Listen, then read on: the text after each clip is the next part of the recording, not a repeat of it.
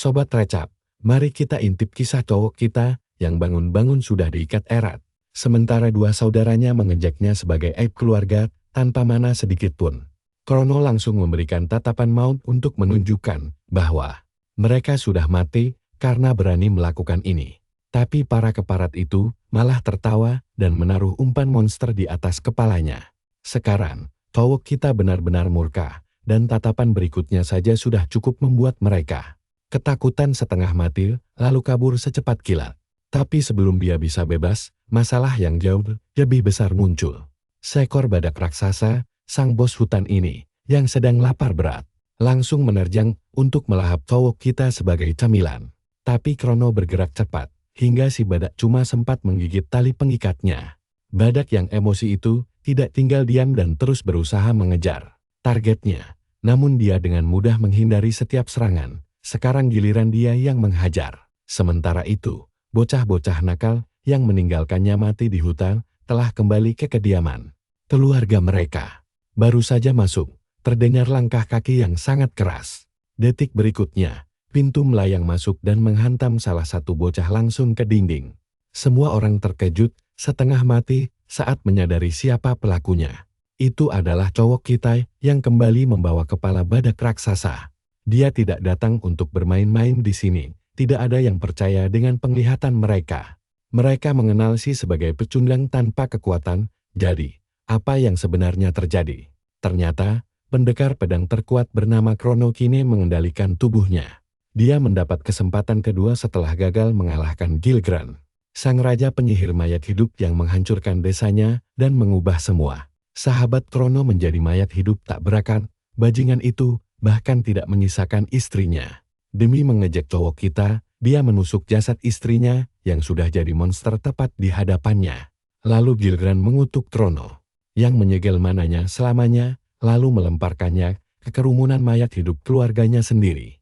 Cowok kita tidak bisa membiarkan bajingan ini hidup tenang.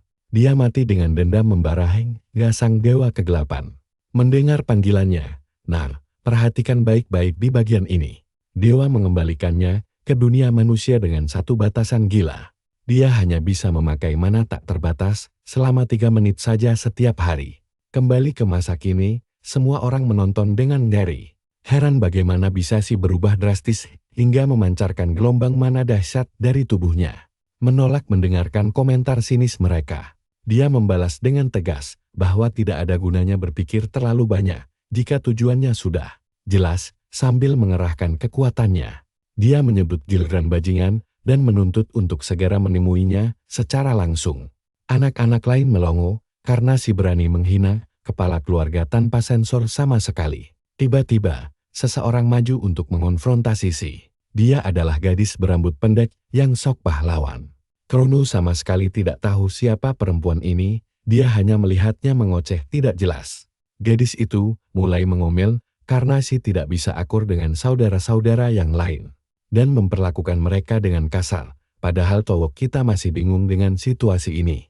Dia meminta maaf atas nama si kepada semua orang, berjanji akan memarahi tuan muda ini dengan benar. Setelah berkata begitu, dia langsung menariknya pergi dengan taktik mundur cepat, meninggalkan semua orang dalam kebingungan. Saat malam tiba, kita masuk ke adegan berikutnya di mana tuan muda berbagi kamar dengan gadis tadi yang sedang frustrasi berat dan mempertanyakan kewarasannya karena nekat menerobos masuk seperti itu. Ada rasa khawatir jika orang lain bakal menaruh dendam pada si nanti. Namun Krono benar-benar tidak peduli dan hanya menyebutnya berisik. Gadis itu memarahinya karena ucapannya yang kasar, sambil menegaskan bahwa kekuatan adalah segalanya di kediaman ini. Jika orang-orang itu menjadi musuh saat dia bahkan tidak memiliki mana, segalanya akan berakhir mengerikan. Memikirkannya saja sudah membuat gadis itu merinding ketakutan. Reaksinya yang berlebihan membuat Krono tertarik. Sekarang dia tahu pasti bahwa si adalah satu-satunya orang di keluarga ini yang tidak bisa menggunakan mana. Gadis itu menangis lalu menghapus air matanya, karena dia adalah pelayannya. Dia sudah memperhatikan setiap tindak tanduk si sejak kecil. Dia tahu perjuangan beratnya, usaha kerasnya setiap hari, dan kesedihannya, karena tidak pernah bisa menggunakan sihir sama sekali. Padahal, meski energi kehidupan mana seharusnya mengalir dalam tubuh setiap manusia. Hanya sebagian kecil orang yang bisa mengolahnya untuk merapalkan sihir atau teknik pedang. Di skala kekuatan tingkat 7 ini, beberapa saudaranya sudah mencapai tingkat 4, sementara si bahkan belum bisa memulai apa-apa. Hidup ini sangat kejam bagi bocah malang itu, dia selalu dihina oleh seluruh keluarga besar kamar yang diberikan pun sangat menyedihkan.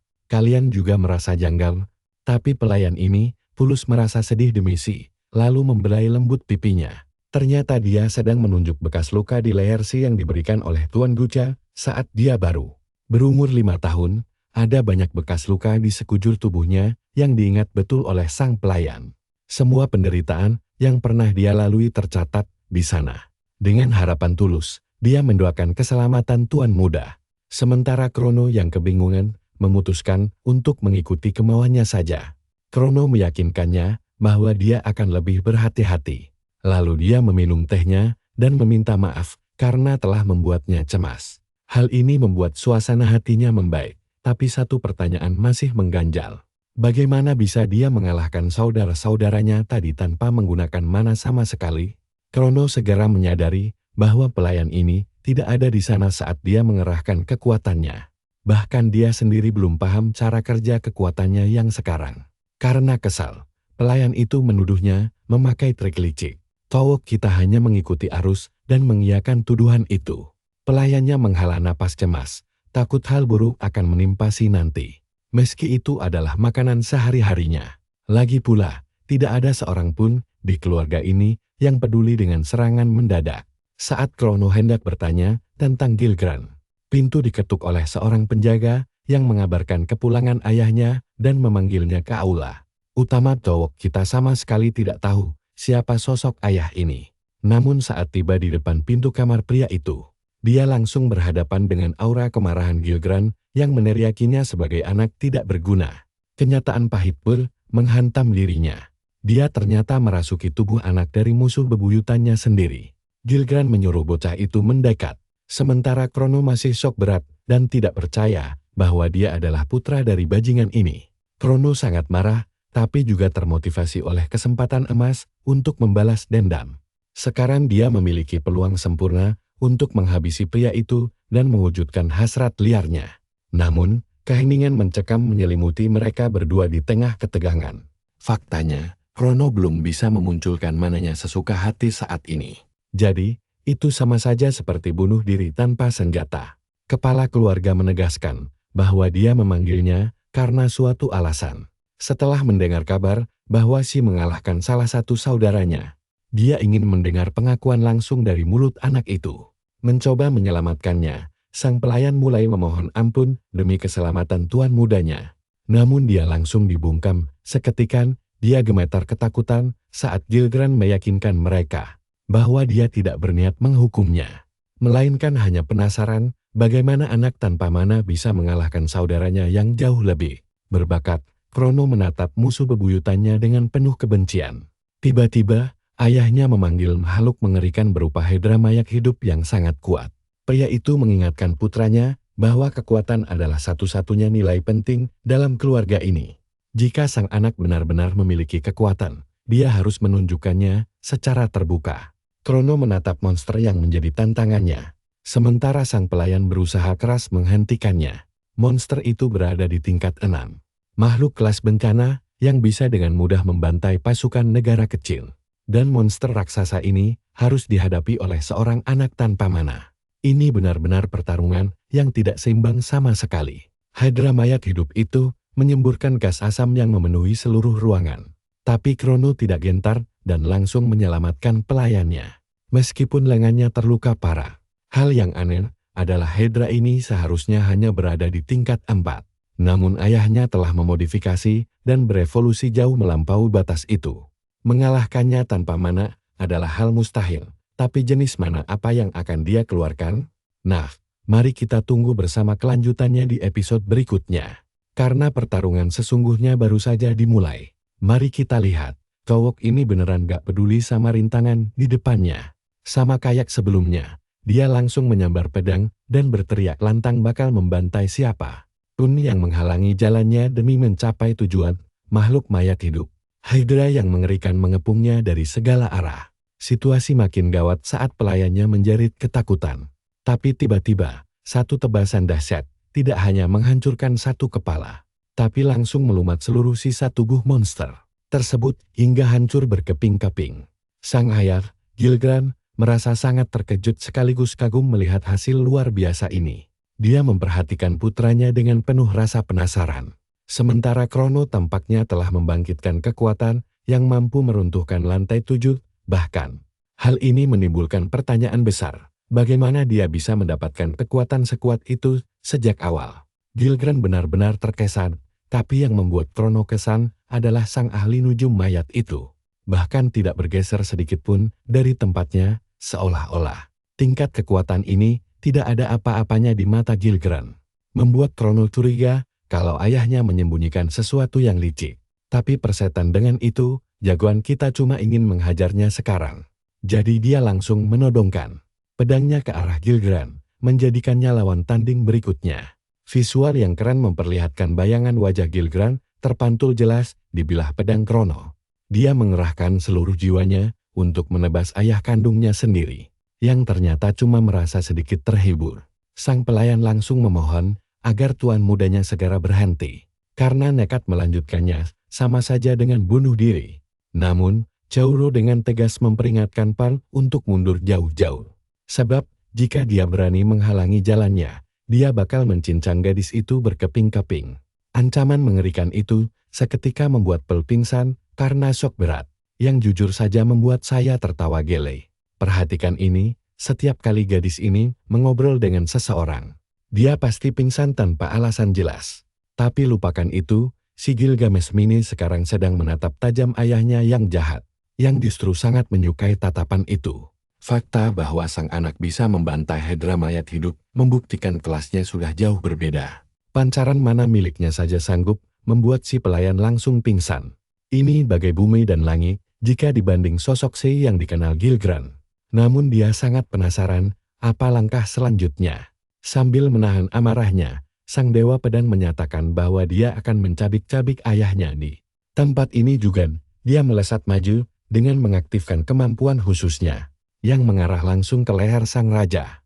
Tapi tepat saat serangannya hampir kena, ayahnya mendadak lenyap dan muncul di sampingnya. Lalu menghantam Krono dengan tendangan lutut super keras yang membuatnya terhempas jauh ke tanah. Meskipun Krono punya kekuatan luar biasa, kehebatan Gilgran jauh melampauinya saat dia mendadak berteleportasi tepat di depan putranya. Beberapa saat kemudian, sambil memperingatkannya agar tetap fokus, serangan berikutnya membuat Krono babak belur hingga jatuh terguling ke tanah lagi. Dia benar-benar diperlakukan seperti bola sepak di hadapan Messi atau Ronaldo. Namun dia tetap nekat maju menyerang, mengalirkan mana merah gelap demi menebas ayahnya sekali lagi. Namun, Gilgran langsung mementahkan serangan itu dengan mudah dan membantingnya kembali, mengalahkannya berulang kali dalam setiap bentrokan. Memang benar bocah ini masih lemah, tapi perbedaan kekuatannya yang sekarang dengan dulu sangatlah jauh. Gilgran benar-benar penasaran bagaimana si bisa membangkitkan potensi terpendam yang luar biasa ini. Bahkan curiga apakah ini pengaruh dari darah keturunannya sendiri. Sementara itu, jagoan kita sedang tertekan oleh tekanan yang sangat berat sampai-sampai dia tidak sanggup bangkit dari tanah. Ini adalah keahlian yang sama yang digunakan Gilgran dulu. Mana ayahnya sangat berbeda dari orang lain, mampu menghancurkan siapapun di depannya. Meski Krono tidak tahu apa rahasia Gilgran, dia yakin ajal akan menjemput jika terus begini. Saat ini, insting dewa pedangnya berteriak histeris di dalam dada. Mati dan kalah untuk kedua kalinya akan menjadi hal yang sangat memalukan. Dia bahkan belum sempat membalaskan dendam siapapun di kesempatan berharga ini. Gilgran hanya meremehkannya, bertanya apakah dia sudah kehabisan kata-kata. Dia lalu meringankan tekanannya dan menikmati keheningan bocah itu sebagai sebuah jawaban yang dirasa pas. Sambil melangkah pergi, sang kepala keluarga menanamkan kembali doktrin mutlak keluarganya, mengingatkan bahwa kemenangan adalah satu-satunya keadilan yang nyata baginya berkat keberhasilan anak itu membantai Hydra. Dia telah membuktikan keadilannya, yang menjadi alasan Gilgran mau memaafkan kelancangan si sebelumnya. Bahkan, Gilgran dengan senang hati menawarkan hadiah apapun yang diinginkan putranya. Situasi ini terasa sangat memuakkan bagi Krono yang diremehkan oleh musuh bebuyutannya sendiri. Kenangan tentang orang-orang tercinta kembali melintas di pikirannya. Namun dia tidak takut pada apapun lagi. Kita tahu dia sudah pernah mati sekali. Makanya, dibanding bertindak gegabah, Sang Dewa Pedang memutuskan untuk menyusun rencana balas dendam yang matang dan mengumpulkan semua informasi tentang ayahnya. Untuk hadiahnya, Krono meminta sang ayah menunjukkan semua mayat hidup yang dia kendalikan.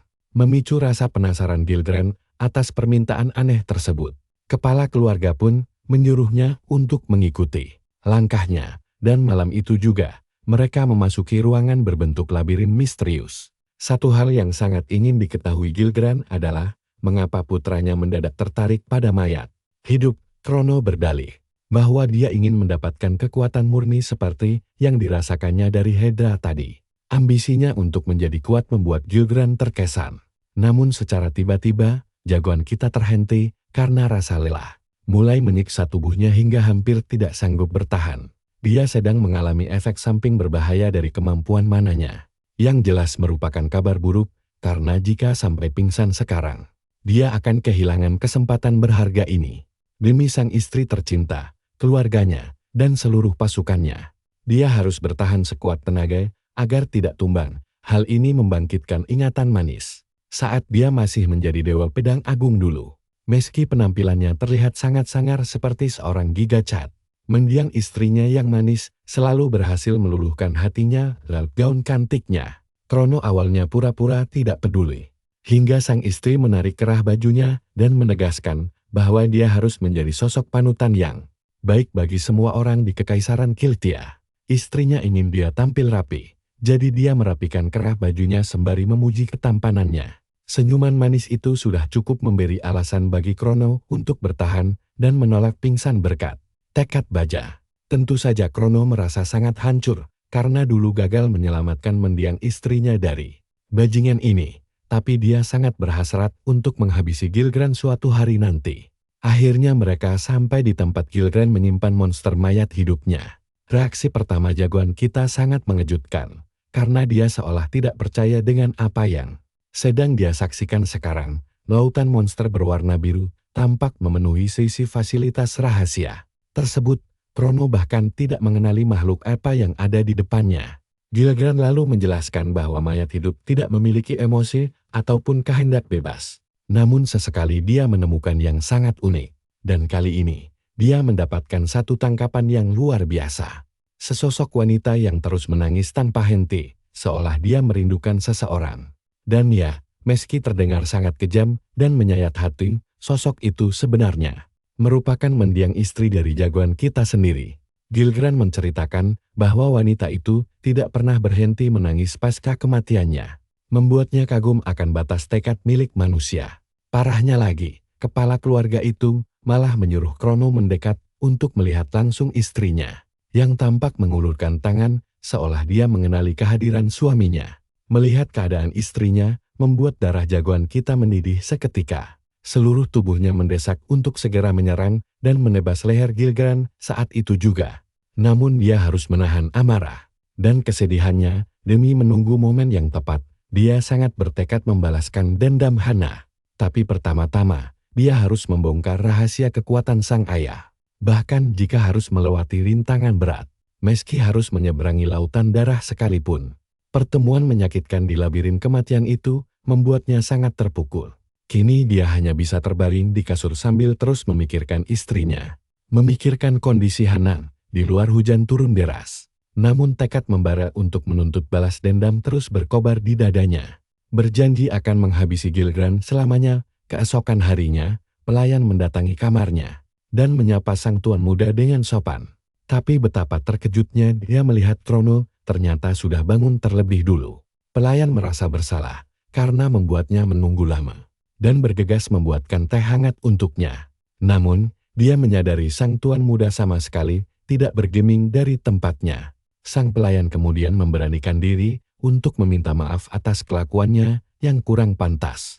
Tempo hari, dia juga merasa sangat lega karena setidaknya Krono berhasil membangkitkan kekuatan Mananya sekarang, tapi di saat pelayan itu sibuk memujinya, Krono justru sedang berpikir keras mencari cara membunuh Gilgran atau mengungkap misteri kekuatannya. Setelah merenung semalaman penuh, dia paham bahwa serangan kejutan tidak akan mempan melawan musuh sekuat itu. Bahkan dengan pengalamannya sebagai Dewa Pedang, dia tahu perjalanan balas dendam ini baru saja dimulai. Dan disinilah perjuangan kita bersama Krono akan menjadi semakin menegangkan. Kalian dan aku akan melihat bagaimana pelayan ini menangis karena mengira dialah penyebab masalahnya. Padahal, gadis malang ini terus menangis tanpa tahu kalau si bos muda sebenarnya cuma sedang pusing karena kekurangan informasi penting. Bahkan dia bukan sumber masalahnya. Krono langsung menjelaskan kalau dia tidak berniat mengabaikannya, dia cuma sedang melamun.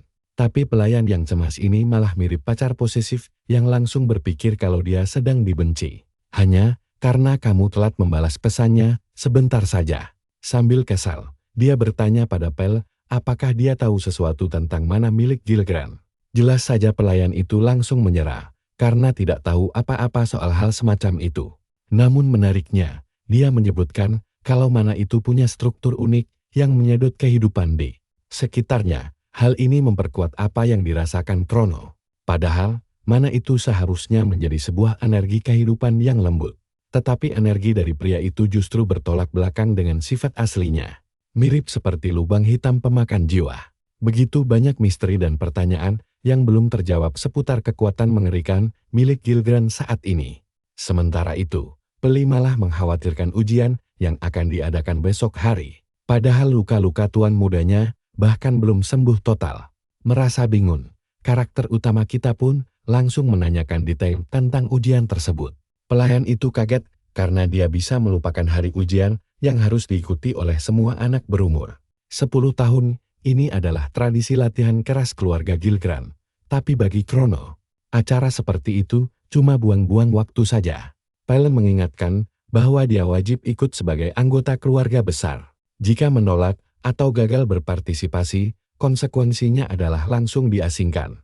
Orang lemah memang sama sekali tidak diizinkan untuk tinggal di kediaman mewah ini. Fakta kejam ini sukses membuat si bos muda kesal. Krono heran kenapa Gilgran sangat terobsesi pada kekuatan fisik.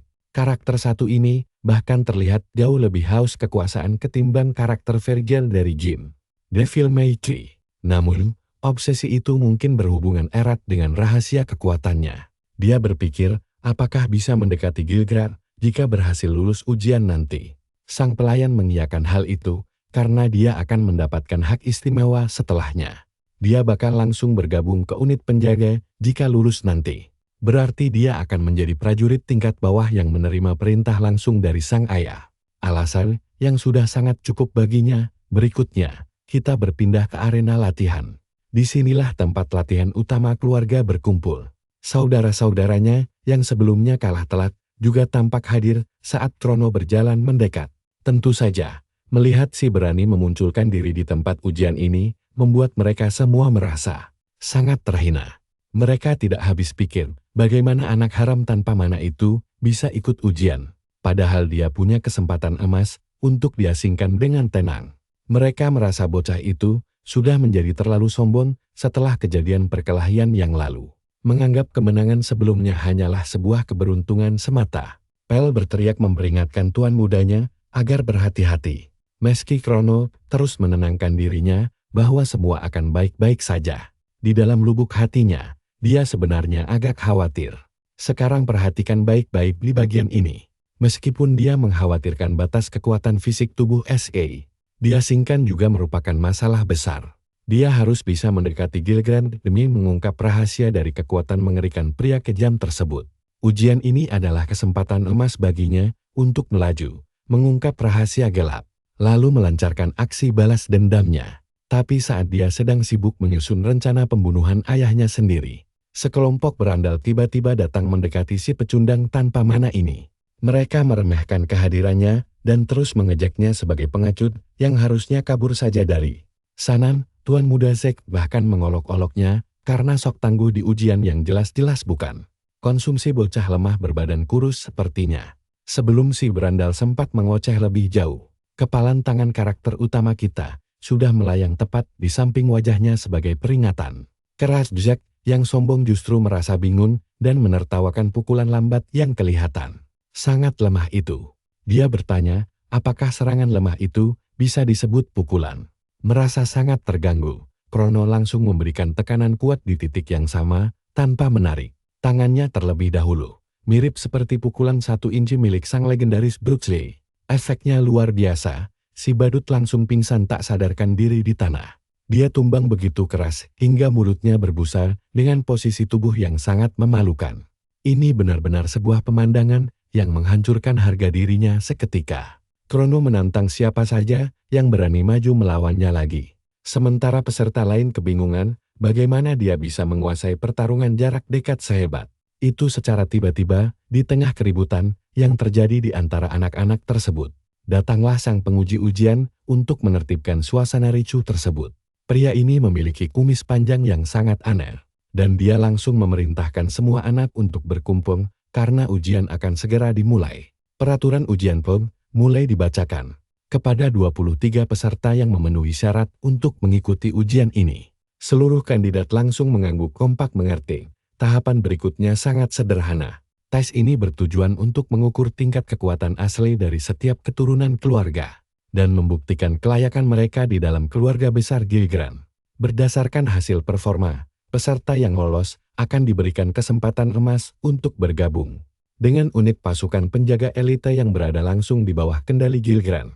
Jadi ini bukan sekadar pasukan tingkat rendah seperti yang diperkirakan sebelumnya, melainkan pasukan khusus. Tugas utama mereka adalah untuk melindungi kediaman, melakukan misi pembunuhan senyap, dan melenyapkan segala bentuk ancaman berbahaya. Kriteria kelulusan hanya bergantung pada hasil akhir ujian bertahan hidup di dalam hutan liar, di mana mereka harus bertarung habis-habisan melawan monster sihir yang sangat haus darah demi menyelamatkan nyawa mereka sendiri. Kalian dan aku tahu, hanya anak terkuat yang bisa lolos dari ujian kejam ini. Setiap tahun, banyak peserta tewas mengenaskan di hutan belantara tersebut dan langsung dibuang dari silsilah keluarga besar. Ada satu aturan tambahan khusus tahun ini. Gilgran mendadak muncul secara agung, membuat semua orang tunduk hormat.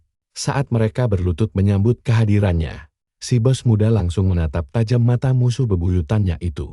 Pikiran tentang bagaimana pria kejam itu mempermainkan jasad istrinya membuat amarahnya mendidih.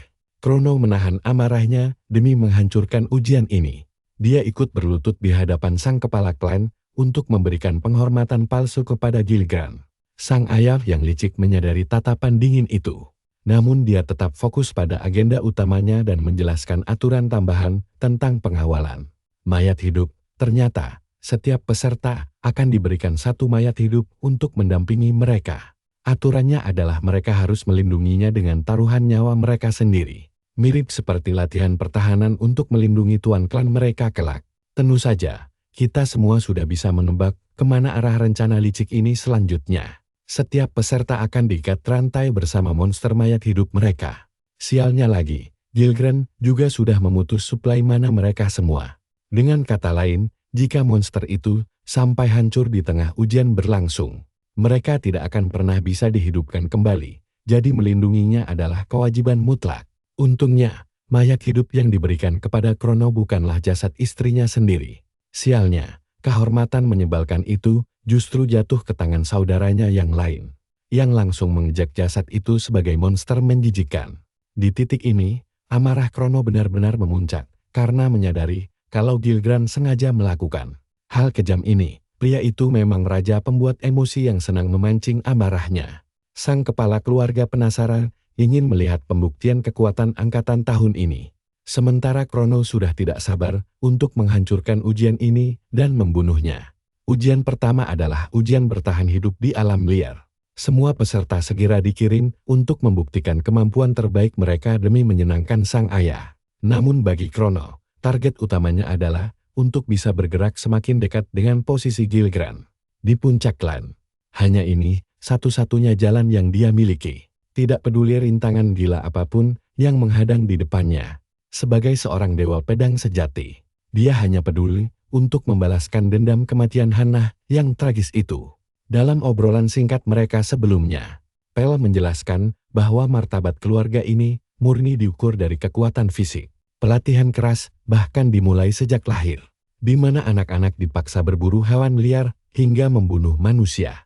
Beberapa bahkan tega membuang saudara kandung mereka sendiri. Hanya anak paling kejam yang bisa bertahan hidup, sementara bagi pelayan sepertinya, takdir terasa sangat menyakitkan. Dia sangat berharap tuan muda mau mengingat nasihatnya tersebut. Meski Krono sendiri, sebenarnya, sama sekali tidak bisa memahami perasaannya. Setelah terdiam sesaat, dia mulai mengeluh kesal karena semua orang di tempat ini selalu mengocer tentang kekuatan tanpa henti setiap harinya. Krono tidak melihat ada gunanya tradisi keluarga konyol ini. Meskipun dia tahu kebiasaan kejam ini sudah berlangsung selama puluhan tahun. Keluarga ini sangat ditakuti, bahkan negara-negara tetangga pun sangat segan dengan kekuatan tempur mereka. Kenyataan ini membuat karakter utama kita sedikit heran karena keluarga Gilgran harusnya tidak punya pengaruh sebesar itu di luar militer. Mereka tidak punya wilayah yang harus dibela, tapi entah kenapa terus mendoakan kekuatan fisik. Semakin banyak hal yang dia ketahui, semakin banyak pula misteri yang menyelimuti kekuatan gelap milik Gilgran dan kelompoknya. Sang pelayan menyarankannya untuk tetap mengikuti tradisi yang ada, karena jika Gilgran menolaknya, dia langsung diasingkan. Gadis itu hanya ingin tuan mudanya bisa bertahan hidup di sini selama mungkin. Kembali ke masa kini, mayat hidup Hanar ternyata diberikan kepada pemuda pirang berwajah jelek, yang langsung menuntut untuk ditukarkan dengan jasad lainnya. Karena mayat hidup ini terus menyusahkannya. Namun penguji menegaskan keputusan klan tidak bisa diganggu-gugat. Percayalah, kalian dan aku pasti sangat menantikan kelanjutan balas dendam seru ini. Sini kumpul, kita lanjutin kisah seru ini. Apalagi rantai magis Gilgran ini baru lepas pas mayat hidupnya mati. Tapi si kakak pirang ngerasa beban banget harus bawa mayat hidup ini. Menariknya, Gilgran malah nyuruh si bocah bebas ngapain aja karena kondisi mayat hidup itu gak penting. Dia bahkan ngusir bocah itu kalau masih keras kepala. Bikin si bocah langsung tarik kata-katanya dan sok percaya diri lagi. Karena udah bosan dengar, sang Lord balik badan dan cuma nyuruh anak-anaknya buat berusaha sebaik mungkin. Ucapan itu bikin si bocah baper kayak cewek. Tapi Krono langsung mencuri perhatian dengan manggil ayahnya secara langsung. Dia mau ngomong sesuatu dan Gilgran pun berhenti buat dengerin. Krono yakin banget bakal lulus ujian. Tapi dia minta biar sang ahli sihir kematian selalu naruh dia di dekatnya. Gilgran gak nanggapin serius dan langsung menghilang gitu aja. Sambil bilang kalau semua itu tergantung sama kekuatan yang bakal dia tunjukin nanti. Setelah pergi, Krono malah kena omel kakaknya yang berisik karena dianggap gak sopan sama Lord mereka. Tapi karakter utama kita malah balik ngancen dengan nada dingin. Kalau sampai ada satu goresan aja di mayat hidup itu, dia gak bakal segan buat bunuh si kakak pakai tangannya sendiri. Abis ngomong gitu dia pergi, bikin si Pirang bingung setengah mati. Tapi si Pirang malah ngira itu tantangan rivalitas biar gak menyerah. Gaya banget nih orang berlagak kayak karakter utama. Padahal Krono sama sekali gak peduli sedikit pun sama omong kosong bocah itu. Sang arbiter lalu menyelesaikan persiapan dan mengumumkan kalau ujiannya dimulai. Api dari Lord mereka pun menyala. Api itu menyelimuti para kandidat buat teleportasi. Bikin mereka langsung hilang entah kemana tanpa terluka sedikit pun. Pelayan setianya jelas kelihatan cemas banget. Sedangkan Krono tiba-tiba udah mendarat di hutan penuh monster buas. Dia dan mayat hidupnya harus bertahan hidup di sini. Krono nebak kalau kandidat lainnya juga gak bakal jauh dari posisinya sekarang. Dia pun mulai menjelajahi area sekitar. Tapi anehnya, gak ada satupun kandidat lain yang kelihatan. Dia pun curiga ada pengawas tersembunyi. Tiba-tiba, sebuah tulisan muncul di tanah. Nah, perhatiin baik-baik aturan mainnya. Mereka wajib bertahan 3 hari di sini sambil melindungi mayat hidup itu. Filosofi keluarga ini emang beneran sakit dan kejam banget. Ujian gila yang maksa dia buat ngebunuh saudaranya sendiri demi menang. Tapi lewat sini, dia bisa nyari tahu alasan Gilgran sangat haus kekuasaan. Tiba-tiba, seekor burung raksasa melesat turun. Baguslah monster-monster langsung datang sendiri. Jadi dia gak perlu repot-repot nyari mereka. Burung jelek itu langsung ngincar Krono. Tapi dia sama sekali gak takut karena pernah mati sekali. Gak mau ngulangin kesalahan yang sama di kehidupan keduanya. Krono ngehindarin serangan itu dengan santai. Ini adalah jalan paling cepat buat dia mencapai tujuannya dan lulus ujian. Dengan nama Si, dia bersumpah bakal lulus. Sambil melompat ngejauhin mayat hidupnya, dia nebas monster itu tanpa ampun sampai badannya terpotong-potong dan jatuh ke tanah. Pertarungan pertama selesai. Pengalamannya sebagai seorang master pedang emang gak bohong. Tapi baru juga beres ngalahin satu monster. Tiba-tiba muncul gorila petir raksasa yang melompat mau ngehancurin dia.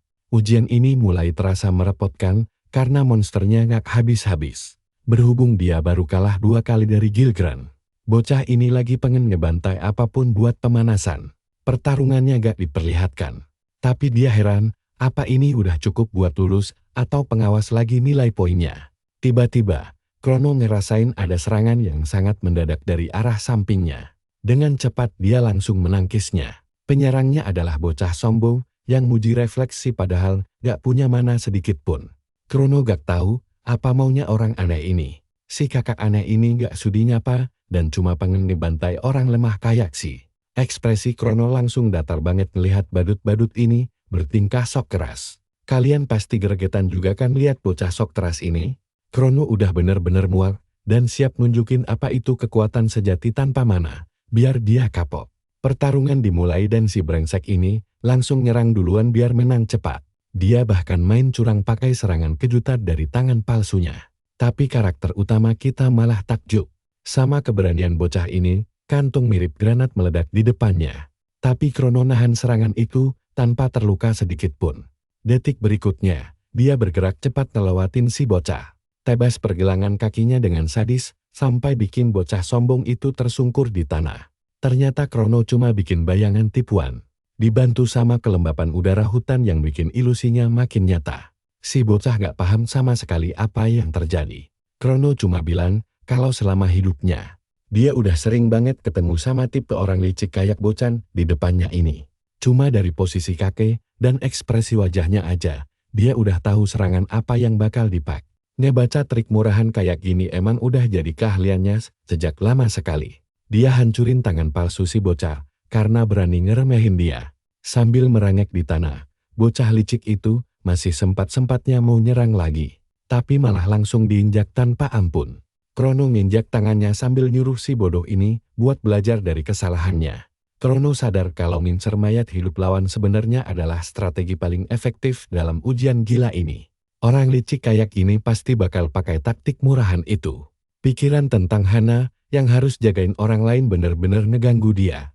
Makanya, tanpa ragu sedikit pun, dia langsung tebas tangan mayat hidup si bocah, mutus hubungan kontrak dan bikin dia langsung gugur. Si bocah bakal dibuang. Dia pun berteriak marah sambil mengutuk nasib buruknya. Krono pergi gitu aja tanpa mau buat kesalahan sedikit pun. Target utamanya adalah ngalahin Gilgran.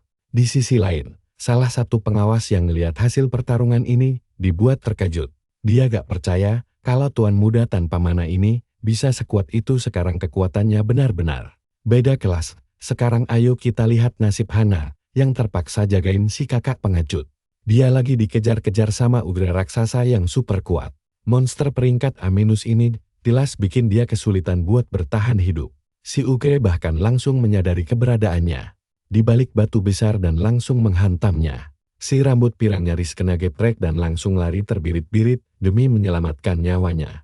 Sekali aja dia bikin kesalahan, tamatlah riwayatnya. Pertarungan ini juga diawasi sama pengawas yang tahu kalau Garaga bahkan bisa menang melawan monster sekuat itu. Gara sendiri udah kehabisan napas karena terus-terusan lari menghindari kejaran si Ogre. Dia lebih sayang nyawanya daripada takut dibuang. Jadi dia kepikiran buat jadiin si mayat hidup sebagai umpan. Tapi tiba-tiba ucapan mengerikan dari Krono terngiang-ngiang dan bikin dia ketakutan. Dia gak berani ngelakuin rencana licik itu lagi karena tahu Krono gak main-main. Si Pirang malah menganggap itu tantangan persaingan sengit. Dan dia beneran bersemangat buat nunjukin kemampuan terbaiknya. Bukannya lari, dia malah berhenti dan nantangin si Ogre secara langsung. Tapi ya namanya juga sok keras. Si Ogre langsung ngamuk dan bilang mending lo pergi jauh-jauh dari sini. Sambil nampar dia kayak serangga kecil. Biar gitu, si rambut pirang gak kabur dan nekat buat adu mekanik. Bikin pengawas terkejut sama keberaniannya yang tiba-tiba muncul ini. Tapi tetap aja, dia terluka parah di setiap benturan. Apalagi monster peringkat A- itu langsung ngeluarin mana besar buat ngabisin dia. Udah gak ada harapan lagi, kecuali karakter utama kita datang menyelamatkan hari. Dia mendarat dengan keren dan langsung menebas lengan monster itu. Si Pirang dan si Ogre beneran gak nyangka dia bakal datang dengan mana yang berkilau. Tapi jangan salah paham dulu ya, Krono kesini bukan karena peduli sama si Pirang. Tapi dia cuma kesal karena si beban ini gagal ngejalanin tugasnya buat ngelindungin Hana, kesayangannya. Krono bilang kalau si Pirang emang mau pakai mana, dia harusnya sadar diri sama perbedaan kekuatan mereka. Kocaknya, si Pirang malah baper dan mirek kalau rivalnya ini datang tulus buat nyelamatin dia. Kalian harus nemenin gue nonton cerita gokil ini. Krono nyuruh si Manja buat nurut kalau mau selamat. Tapi si monster malah ngaung keras pas Gerasok jagoan mau numpas monster itu sendirian. Gak peduli sama monster itu. Bocah kita malah fokus ke mendiang istrinya yang kayak lagi nangis. Dadanya langsung nyesek parah. Dia pengen banget nyelamatkan istrinya. Bikin si rambut Pirang keheranan lihat tingkah aneh mereka. Si Pirang mikir, apa sih doyan tante-tante atau ibu-ibu mayat hidup? Sementara itu, Gilgren malah asik nyantai mantau ujian pakai bola kristalnya. Dia gak peduli sama sekali sama peserta lemah yang bakal tewas di sana. Asistennya sih yakin, bakal ada 1 atau 2 orang yang selamat. Tapi matanya langsung tertuju ke monster peringkat A. Binatang sihir yang harusnya gak boleh ada di dalam hutan tempat ujian itu. Necromancer itu malah senyum kegirangan, emang sengaja naruh monster itu di sana. Bagi dia, ujian brutal yang bisa bikin nyawa melayang ini cuma hiburan seru buat ngisi waktu luang. Dia doang. Beda kekuatan monster peringkat A dan B itu kayak langit dan bumi. Gak bakal ada bocah 10 tahun yang bisa menang. Apalagi monster yang satu ini punya kemampuan khusus yang sangat merepotkan. Si monster langsung ngalirkan manan dan numbuhin tangannya lagi mirip Piccolo. Regenerasinya cepat banget sampai bikin merinding. Gara yang ketakutan langsung nyerah dan berniat kabur tanpa pedulin peringatan dari Krono. Monster itu langsung nerjang mereka berdua tanpa ampun. Tapi untungnya Krono sigap nangkis serangan mematikan itu tepat waktu. Meski berhasil ngehalau musuh, Krono kesel banget sama si beban yang susah dibilangin. Bocah bodoh itu malah jadi incaran empuk gara-gara ngeyel.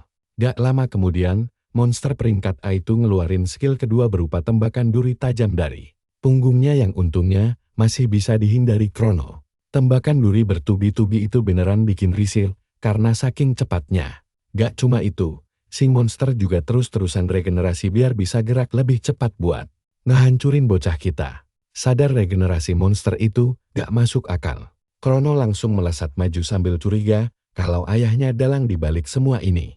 Dia langsung nebas tangan monster itu, tapi sedetik kemudian langsung tumbuh lagi. Gawat banget kalau monster ini terus regenerasi tanpa batas. Sialnya, Krono gak bisa ngeluarin setengah pun jurus andalan Dewa Pedangnya, karena tahu ayahnya dan para pengawas lagi mantau. Intinya, pilihan dia terbatas banget dan cuma bisa ngehindar biar gak ketahuan.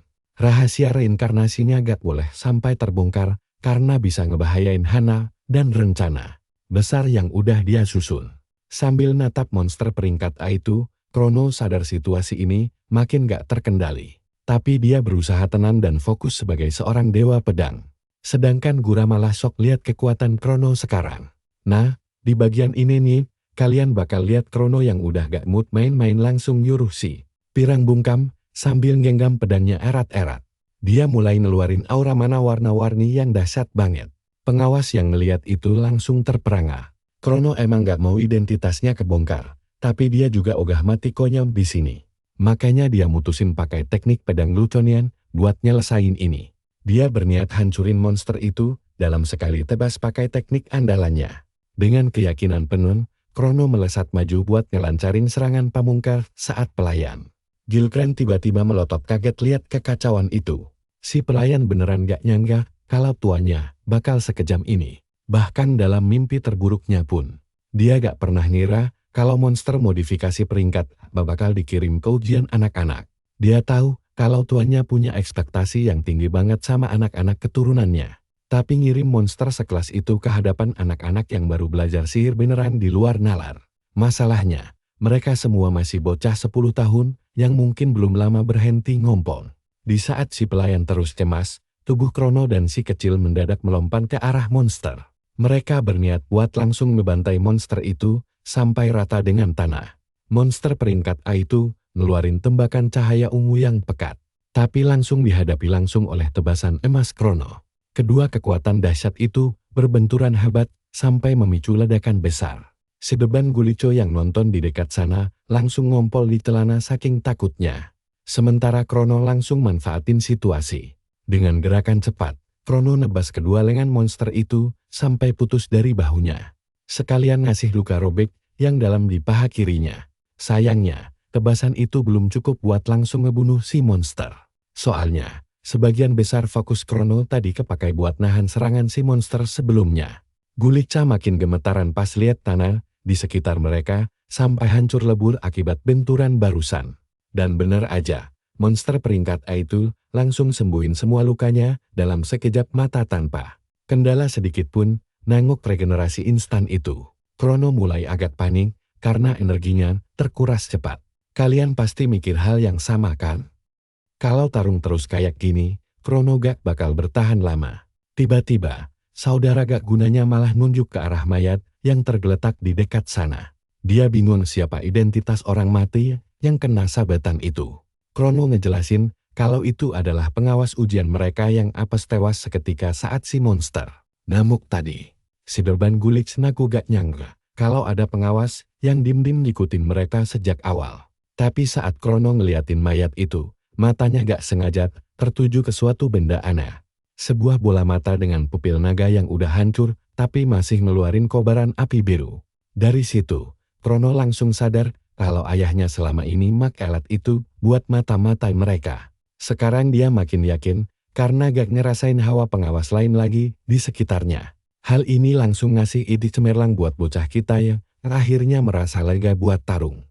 Habis-habisan, dia bakal pakai teknik pedang rahasianya secara bebas. Krono mulai serius karena pengen cepat-cepat beresin pertarungan ini sebelum ada pengawas baru yang datang dan ngebongkar identitas aslinya. Melihat aura hitam keemasan mulai meluap dari tubuh Krono, saudaranya yang gak guna itu nanya apa yang mau dia lakuin. Tapi bocah kita milik buat abain pertanyaan bodoh itu. Dia langsung ngelepasin jurus pedang gaya pertama yang bernama Hawkwind. Tebasan bayangan mengerikan melesat cepat dan langsung motong-motong tubuh si monster jadi beberapa bagian dalam sekejap. Teknik pedang Kiltia ini punya 7 gaya legendaris yang kabarnya diciptain langsung sama dewa. Pedang pertama Kekaisaran Conan. Tiap gaya sengaja dirancang buat ngebantai 7 monster sihir terkuat. Di dunia sihir saat ini, cuma Krono satu-satunya orang yang bisa gunain ketujuh gaya itu dengan sempurna. Kembali ke pertarungan, bocah kita melompat tinggi dan melancarkan gaya keempat, Snake Blood. Tapi dia terpaksa melompat mundur lagi setelah gagal ngebunuh monster itu dalam sekali serang. Dia cuma bisa gigit jari karena sadar tubuh kecilnya ini belum bisa ngimbangin semua gerakannya.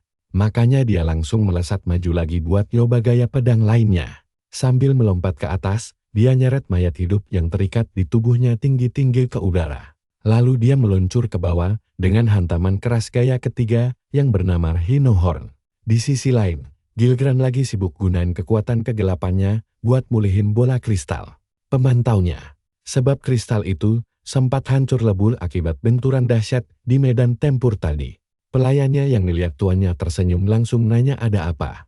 Tapi Gilgran cuma dim 1000 bahasa. Sementara itu, si monster sihir udah pulih total ke wujud semula setelah numbuhin lagi organ dan semua anggota tubuhnya yang hilang. Ngeliat itu berdiri lagi, si siap-siap menyerang.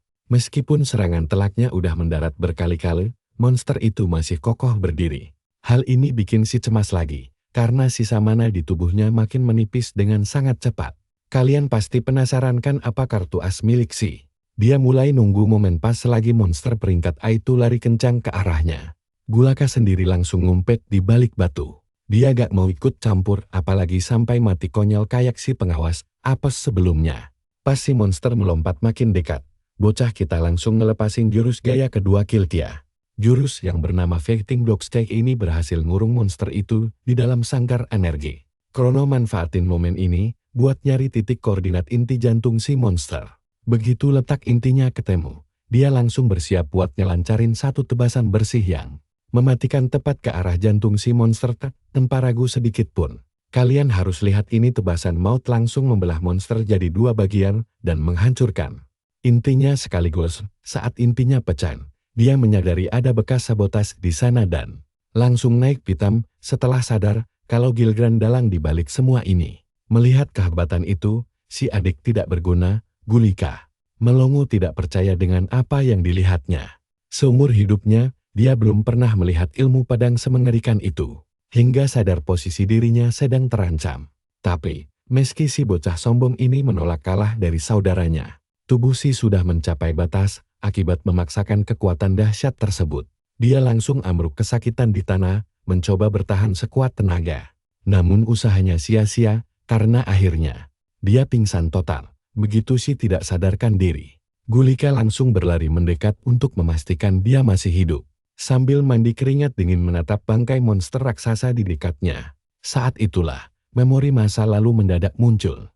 Teringat ucapan ibunya, bahwa sebagai anak istri ketiga Tuan Tanah, dia memikul tanggung jawab besar. Sang ibu dengan lembut memperingatkan, bahwa dia tidak akan sudi menerima malu, jika putranya diasingkan. Demi meraih tujuan itu, Gulika harus menghalalkan segala cara, bahkan jika harus menghabisi saudaranya sendiri. Mengingat petuah kejam itu, si bocah tersenyum licik dan niat busuknya pun langsung terlihat jelas. Di sisi lain, Kronogawis mendadak berada di padang rumput dengan wujud aslinya. Dia bingung setengah mati sedang ada di mana sekarang. Namun di depannya, dia melihat sekumpulan mayat hidup yang dibangkitkan dari jasad rekan-rekan. Lamanya, perasaan aneh mulai bergejolak dalam dirinya hingga dia berteriak kencang. Tiba-tiba, dia melihat Hanam, istrinya yang cantik, berdiri di belakang barisan mayat hidup itu, sambil tersenyum manis lalu berjalan mendekat. Dia mendekat lalu memberai lembut kepala Krono dengan kedua tangannya. Sesaat kemudian, wujud cantiknya berubah kembali menjadi mayat hidup mengerikan akibat sihir. Terkutuk Lord Gilgran, dan darah segar mulai menetes ke tubuh sang pahlawan. Untungnya, perhatikan di sini Krono mendadak terbangun dari mimpi buruk itu dan melihat pelayannya, Bel, yang langsung kegirangan melihatnya.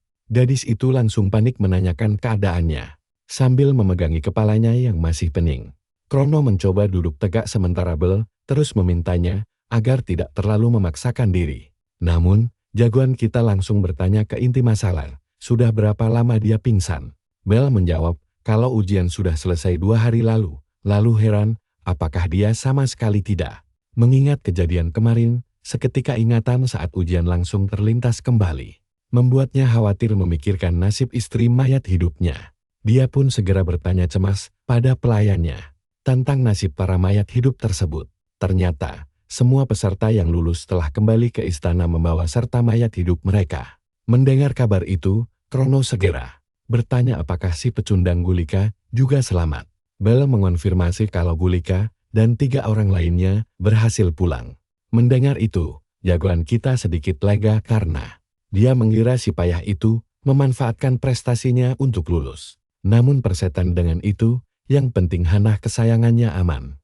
Tiba-tiba, Bella menyampaikan kabar buruk bahwa meski dia pulang selamat, dari 5 orang yang kembali, hanya dia satu-satunya yang tidak lulus. Krono terkejut, setengah mati dan langsung protes keras, menegaskan bahwa dialah yang membantai monster sihir tingkat tinggi sendirian.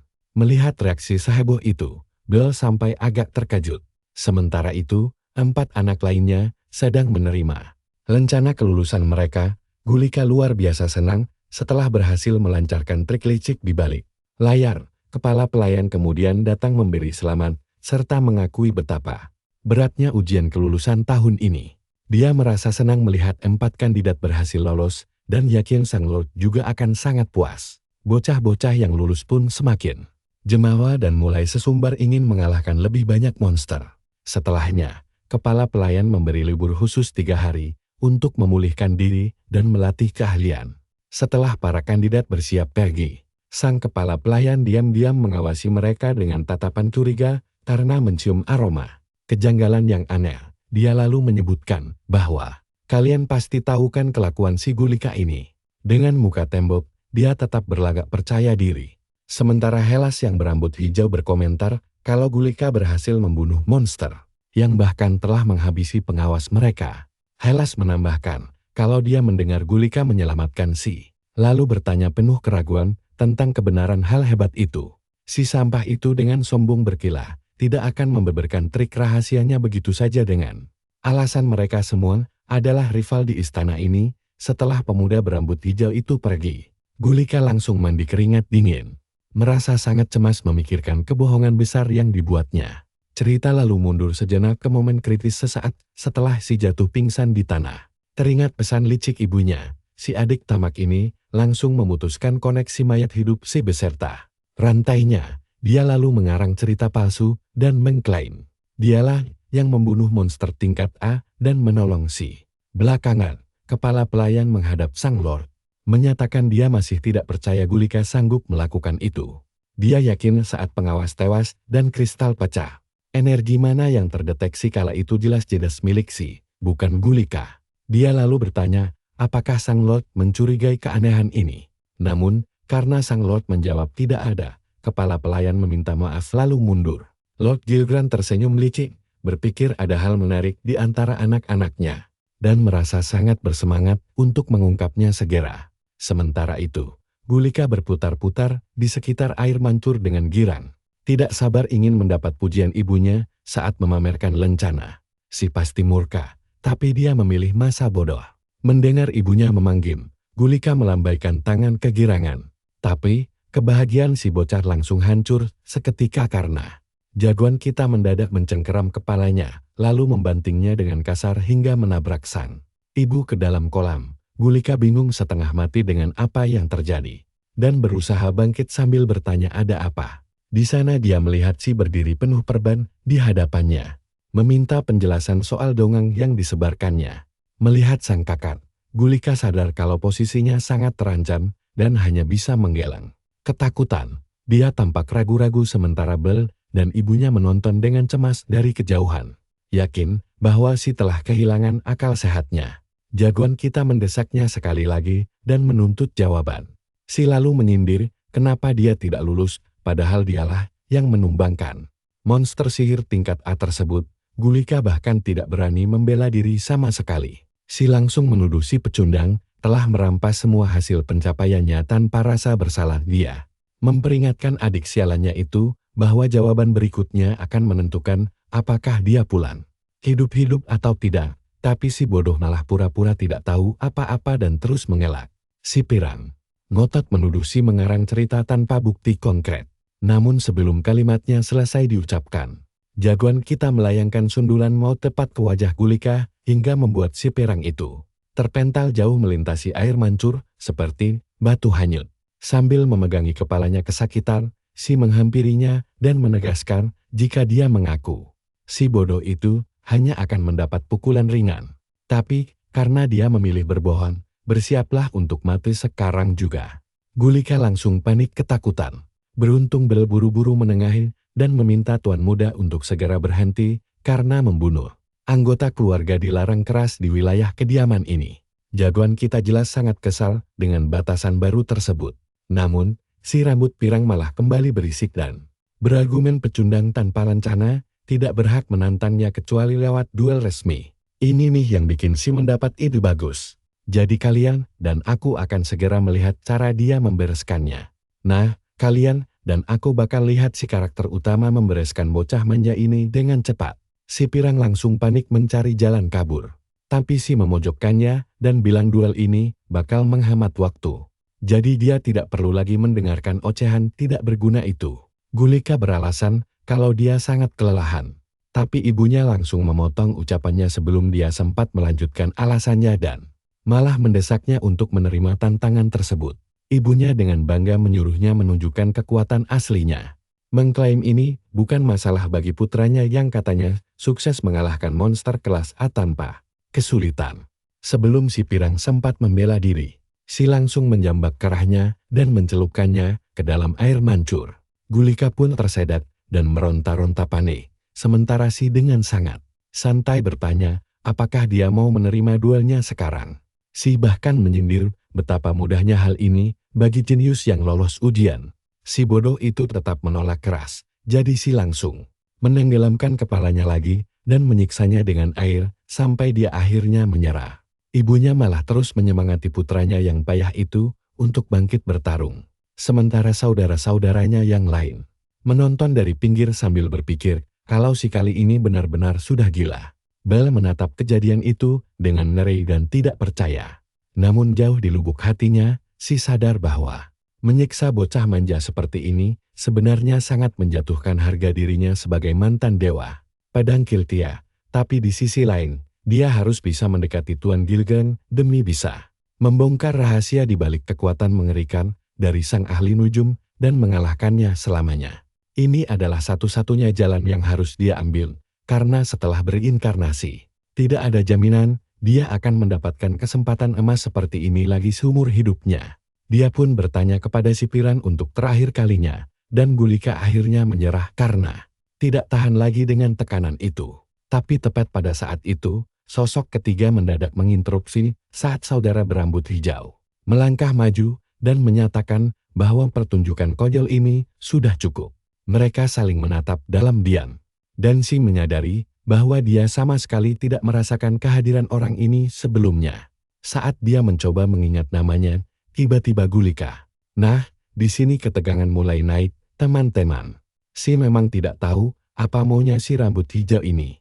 Tapi dia juga tidak merasakan adanya hawa membunuh sama sekali. Si lalu bertanya, apakah si rambut hijau ingin menjadi penengah? Tapi pria itu menjawab bahwa dia tidak selembut itu untuk melakukan hal konyol tersebut dan malah mengajukan pertanyaan terlebih dahulu. Hellas bertanya apakah si yang sebenarnya menghabisi monster kelas A di dalam hutan. Karakter utama kita terdiam sejenak sebelum membalasnya dengan pertanyaan lain yang cukup menantang.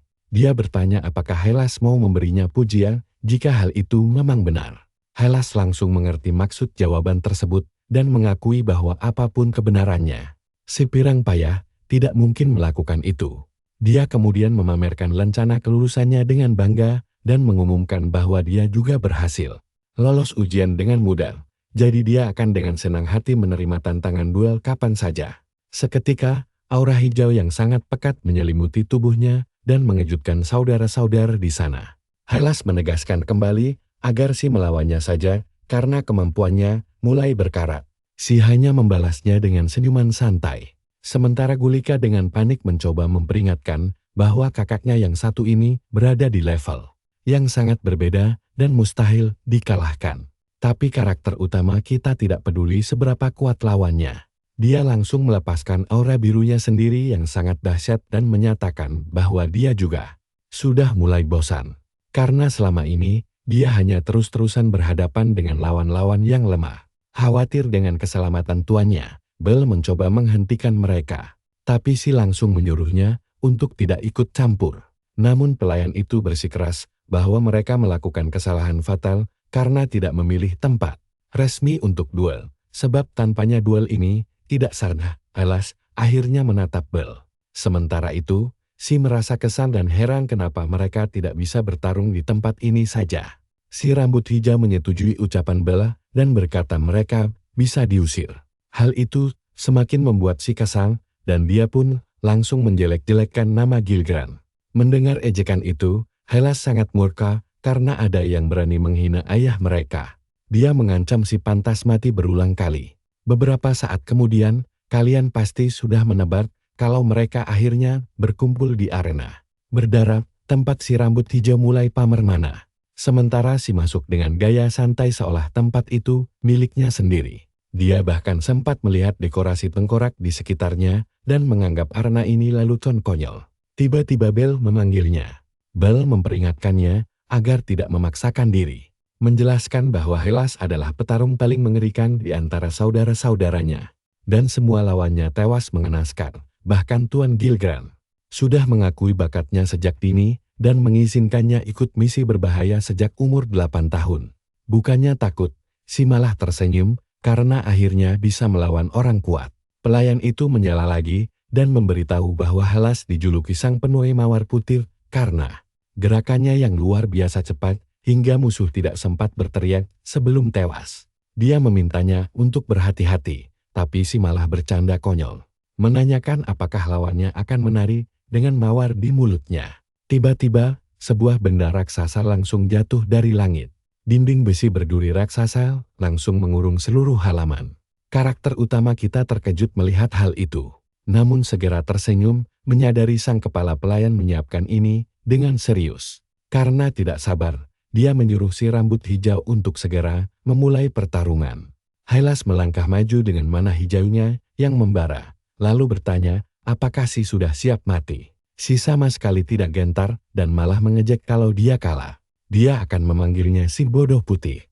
Ejekan itu berhasil memancing emosi Hellas yang bersumpah akan menguburnya hidup-hidup.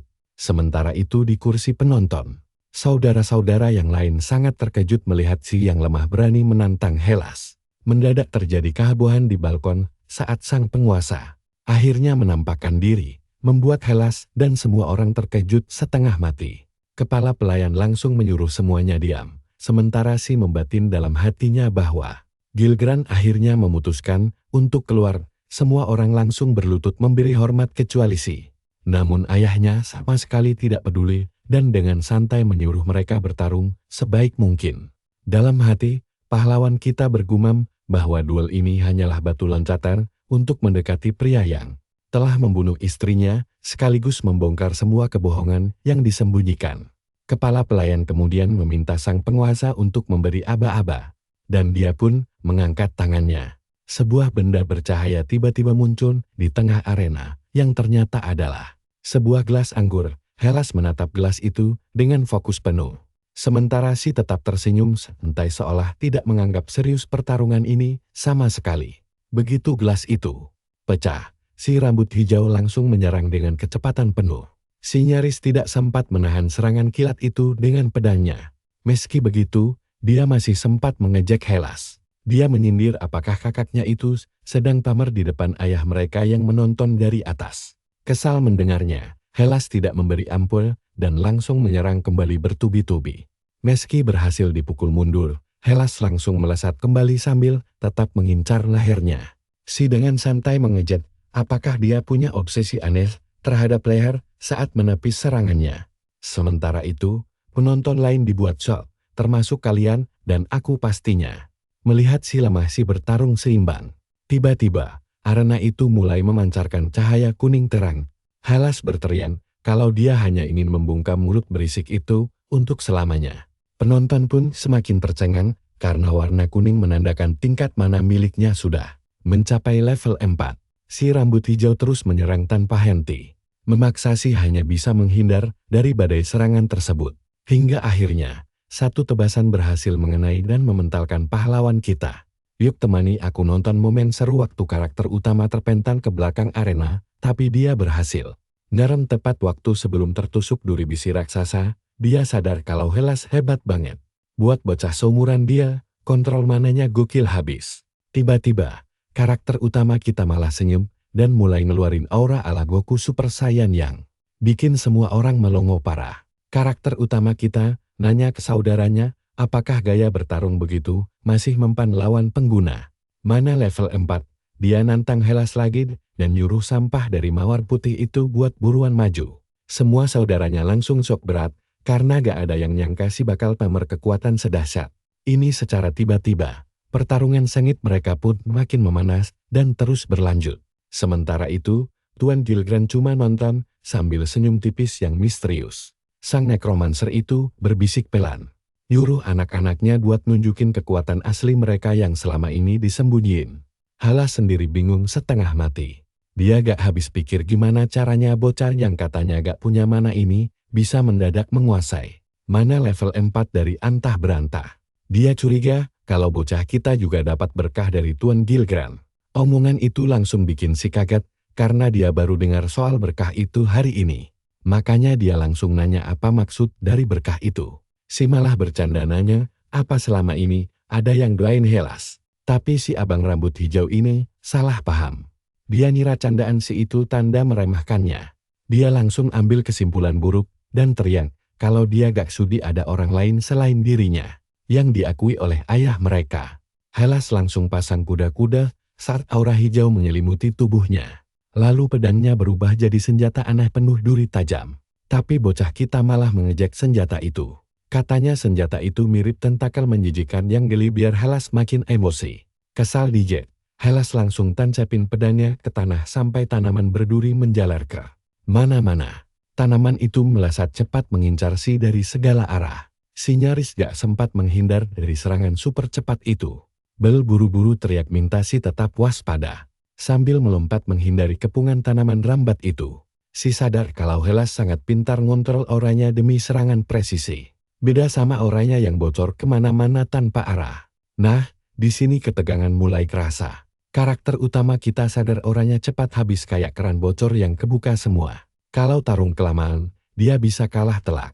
Dia juga kesal, karena gak bisa pakai jurus pedang Kiltir di depan keluarga Gilgran secara terang-terangan. Dari situ dia sadar, kalau pertarungan ini, gak bisa dianggap remeh lagi. Si langsung melesat nembus duri tajam, dan ngeluarin sebuah jurus rahasia yang mirip banget sama teknik pedang legendaris Kiltia. Meskipun langkah ini adalah taruhan yang sangat berisiko. Jauh di lubuk hatinya dia penasaran, apa bisa meniru teknik sangkar anjing petarung legendaris itu. Cuma pakai insting murninya. Hellas melihat gerakan Si yang mendadak melambat sedikit dan langsung berniat memanfaatkan celah kosong itu dengan serangan baru.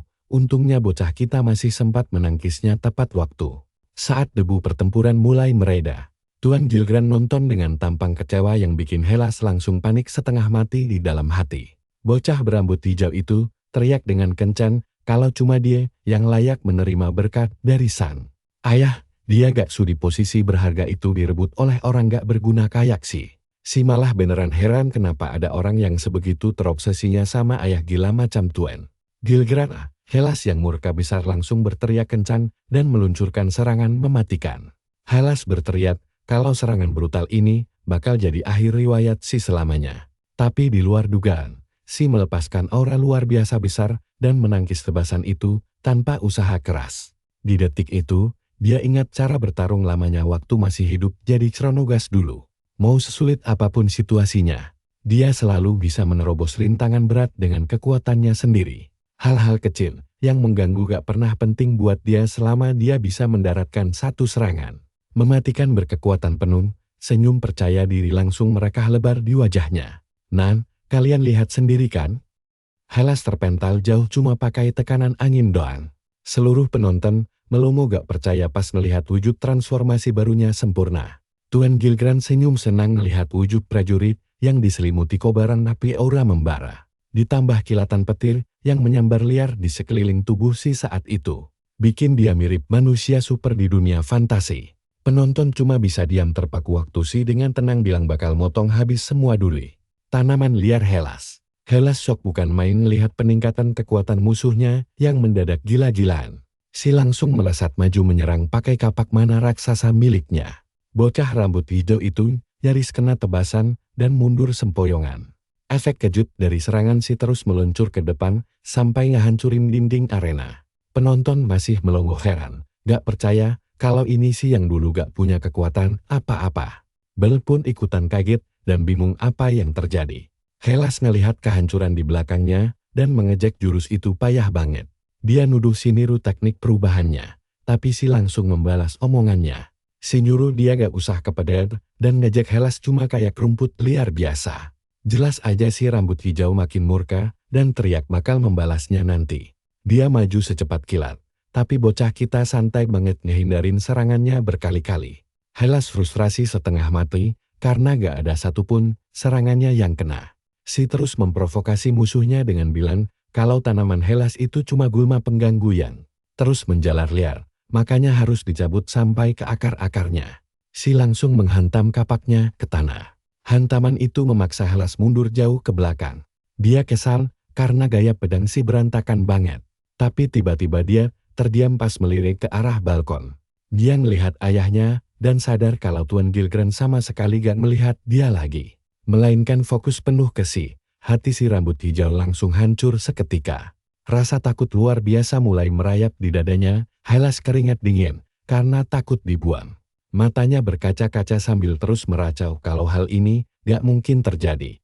Air matanya mulai menetes. Dia teriak kalau cuma dialah anak yang spesial dan satu-satunya orang yang paling dibutuhkan serta layak berdiri di samping sang ayah tercinta. Si langsung waspada ngelihat perubahan aneh musuhnya.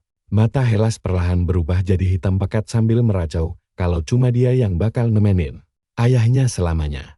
Si kaget, karena energi hitam pekat mendadak keluar dari tubuh Hellas. Dia bingung ada kegilaan apa lagi, saat si rambut hijau terus meracau sendirian. Tanda ungu mulai menyebar di kulit Hellas. Si akhirnya sadar, kalau inilah wujud berkar yang diomongin orang-orang tadi. Si rambut hijau itu pun berteriak kencang. Dia manggil nama ayahnya, lalu mengaum keras. Sambil nyengir kesetanan, Hellas bersumpah bakal ngebunuh si saat ini juga sebelum akhirnya melesat maju. Senjata mereka beradu lagi, kali ini si beneran kewalahan nahan serangan dahsyat itu. Dia gak nyangka kekuatan Hellas bisa melonjak secepat dan sekuat ini. Dulu ada monster mutasi peringkat O waktu ujian masuk. Sekarang Gilgran malah memodifikasi manusia juga. Sementara sang nekromancer cuma nonton pertarungan anak-anaknya dengan tenang. Dan begitulah cerita kali ini ditutup dengan si yang ngejek Hellas, karena cuma dijadikan kelinci percobaan ayahnya sendiri. Halo kawan, kita bakal menyaksikan duel sengit saat si bocah berambut hijau membantah semua tuduhan. Dan notot kalau Gilgran sangat menyayanginya. Tapi tokoh utama kita langsung menegaskan bahwa itu bohong belaka. Padahal, Hellas bisa mencapai level kekuatan ini murni dengan usahanya sendiri. Dia punya bakat jadi ksatria pedang yang hebat, tapi malah merusak segalanya karena tergiur dengan kekuatan palsu yang menyesatkan. Hal itu bikin si rambut hijau langsung murka dan berteriak menyuruh si tutup mulut. Tapi pahlawan kita dengan dingin mengingatkan kalau dia bakal mencabut mawar putih itu sampai ke akar-akarnya. Tanpa banyak omong, si tiba-tiba menebas Hellas hingga membuat si Arena melongo tidak percaya. Sambil menatap si bocah rambut hijau yang sudah babak belur, karakter utama kita menyuruhnya untuk introspeksi diri dulu sebelum mencoba lagi. Lalu menyarungkan pedangnya dengan santai. Penonton masih melongo tidak percaya melihat bocah yang diremehkan itu justru menang telak. Dia benar-benar mengalahkan si jenius Hellas di depan semua orang. Sementara itu, Tuan Gilgran didatangi kepala pelayan yang dengan sopan memuji penampilan luar biasa sang tuan muda. Tuan Gilgran melirik si untuk terakhir kali. Sementara pahlawan kita membatin bahwa pertemuan berikutnya adalah saat dia akan menebas penyihir hitam tua itu. Sang tuan pun pergi meninggalkan arena tanpa sepatah kata pun. Si lalu mendekati tubuh saudaranya yang terkapar, membungkuk di samping Hellas. Lalu mengambil lencana kelulusan darinya. Lencana itu menjadi bukti kemenangan mutlaknya. Sike pun pergi, meninggalkan Hellas yang masih tergeletak lemas dan bersimbah darah. Saudara yang kalah itu dengan lemah memanggil nama ayahnya. Sementara pahlawan kita menoleh sekilas, dan menyuruhnya menjalani hidup sendiri dibanding terus mengejar bayang-bayang orang lain. Tiba-tiba, si pelayan datang mendekatinya lagi dan mengucapkan selamat atas kelulusannya ke jajaran bawah. Lalu berjanji akan menjelaskan semua detail tugasnya nanti. Dia juga menyarankan agar si fokus memulihkan diri dulu. Tapi pahlawan kita malah menyuruh si pak tua itu mengurus urusannya sendiri. Sialnya, tepat setelah berkata begitu, rasa sakit luar biasa mendadak menyerang tubuhnya lagi. Sekarang perhatikan baik-baik, efek samping konsumsi mana berlebih ini tidak main-main dan si tidak bisa menghindarinya. Sementara si pelayan terus mengawasinya dengan pandangan penuh rasa curiga. Si akhirnya kehabisan tenaga dan pingsan. Tapi dengan sigap Bel menangkapnya sambil tersenyum bangga. Dia menyambut kepulangan sang tuan muda sebelum pahlawan kita benar-benar tidak sadarkan diri. 3 hari setelah duel, di sore hari yang diguyur hujan deras, si sudah berada di perpustakaan raksasa untuk mencari petunjuk di antara tumpukan buku kuno. Dia berharap bisa menemukan rahasia di balik kekuatan mengerikan Tuan Gilgran. Si sadar, jika ingin membongkar misteri sang penyihir hitam, dia harus menjadi jauh lebih kuat dulu. Meskipun akhirnya berhasil mencapai garis awal setelah sekian lama, dia masih belum tahu harus melangkah kemana selanjutnya demi mengungkap semua rahasia kotor tersebut. Saat sedang asyik mencari arsip, sekelompok perusuh tiba-tiba datang dan mengejeknya. Mereka menertawakan si yang duduk menyendiri sambil membaca buku mirip orang Cooper. Si bertanya apa mau mereka. Para berandalan itu menjawab kalau mereka mendengar rumor bahwa si mengalahkan Hellas murni karena keberuntungan semata. Dan salah satu dari mereka dengan sombong menambahkan bahwa mereka hanya ingin melihat langsung rupa si bocah ajaib yang terkenal itu. Pahlawan kita cuma menghela napas lelah dan menyindir kalau tarung 3 lawan 1 itu sangat tidak adil. Dia juga heran kenapa keluarga ini isinya orang-orang bodoh semua. Si preman malah tertawa keras dan sesumbar kalau berhasil mengalahkan si. Reputasi mereka bakal langsung melejit. Mereka langsung mengeluarkan aura tempur dan menyuruh si mati. Tapi sebelum mereka sempat melangkah maju, bocah kita tiba-tiba melesat kencang ke arah mereka dalam sekejap. Satu pukulan telak mendarat keras di perut si preman sampai wajahnya melintir kocak. Bogem mentah itu membuat mereka langsung sesak napas dan mulai muntah busa di lantai. Bahkan dalam kondisi mengenaskan itu, mereka terpaksa mengakui kalau si luar biasa kuat. Tapi si malah mengeluh kalau mereka terlalu lemah untuk ukuran lawan tandingnya. Kalian pasti sepakat kalau para pecundang ini cuma buang-buang waktu saja, karena pertarungan sesungguhnya baru akan dimulai. Si pun menyuruh mereka membersihkan kekacauan yang telah dibuat. Dia berjanji akan memaafkan mereka jika perpustakaannya kembali bersih. Tiba-tiba, Bel menerobos masuk ke dalam ruangan dan berseru panik kalau dia sudah mencari sang tuan muda kemana-mana. Si refleks menyuruhnya pergi, tapi sedetik kemudian, dia langsung meminta maaf dengan canggung. Bel lalu menjelaskan bahwa Tuan Gilgran telah memanggilnya secara resmi. Tuan Gilgran ingin menyampaikan titah penting secara langsung. Bel menyuruh si segera menghadap ke kamar sang lord. Kabar yang langsung menarik perhatian penuh pahlawan kita. Si merasa sudah terlalu lama menunggu kesempatan emas ini datang. Dengan percaya diri, dia melangkah menuju kamar Tuan Gilgran demi bisa menyelidiki si penyihir hitam itu lebih dekat. Sesampainya di sana, dia malah bertemu Gula dan beberapa saudaranya yang langsung mengejeknya. Karena datang terlambat, mereka menuduh si bisa lulus ke jajaran bawah hanya karena curang.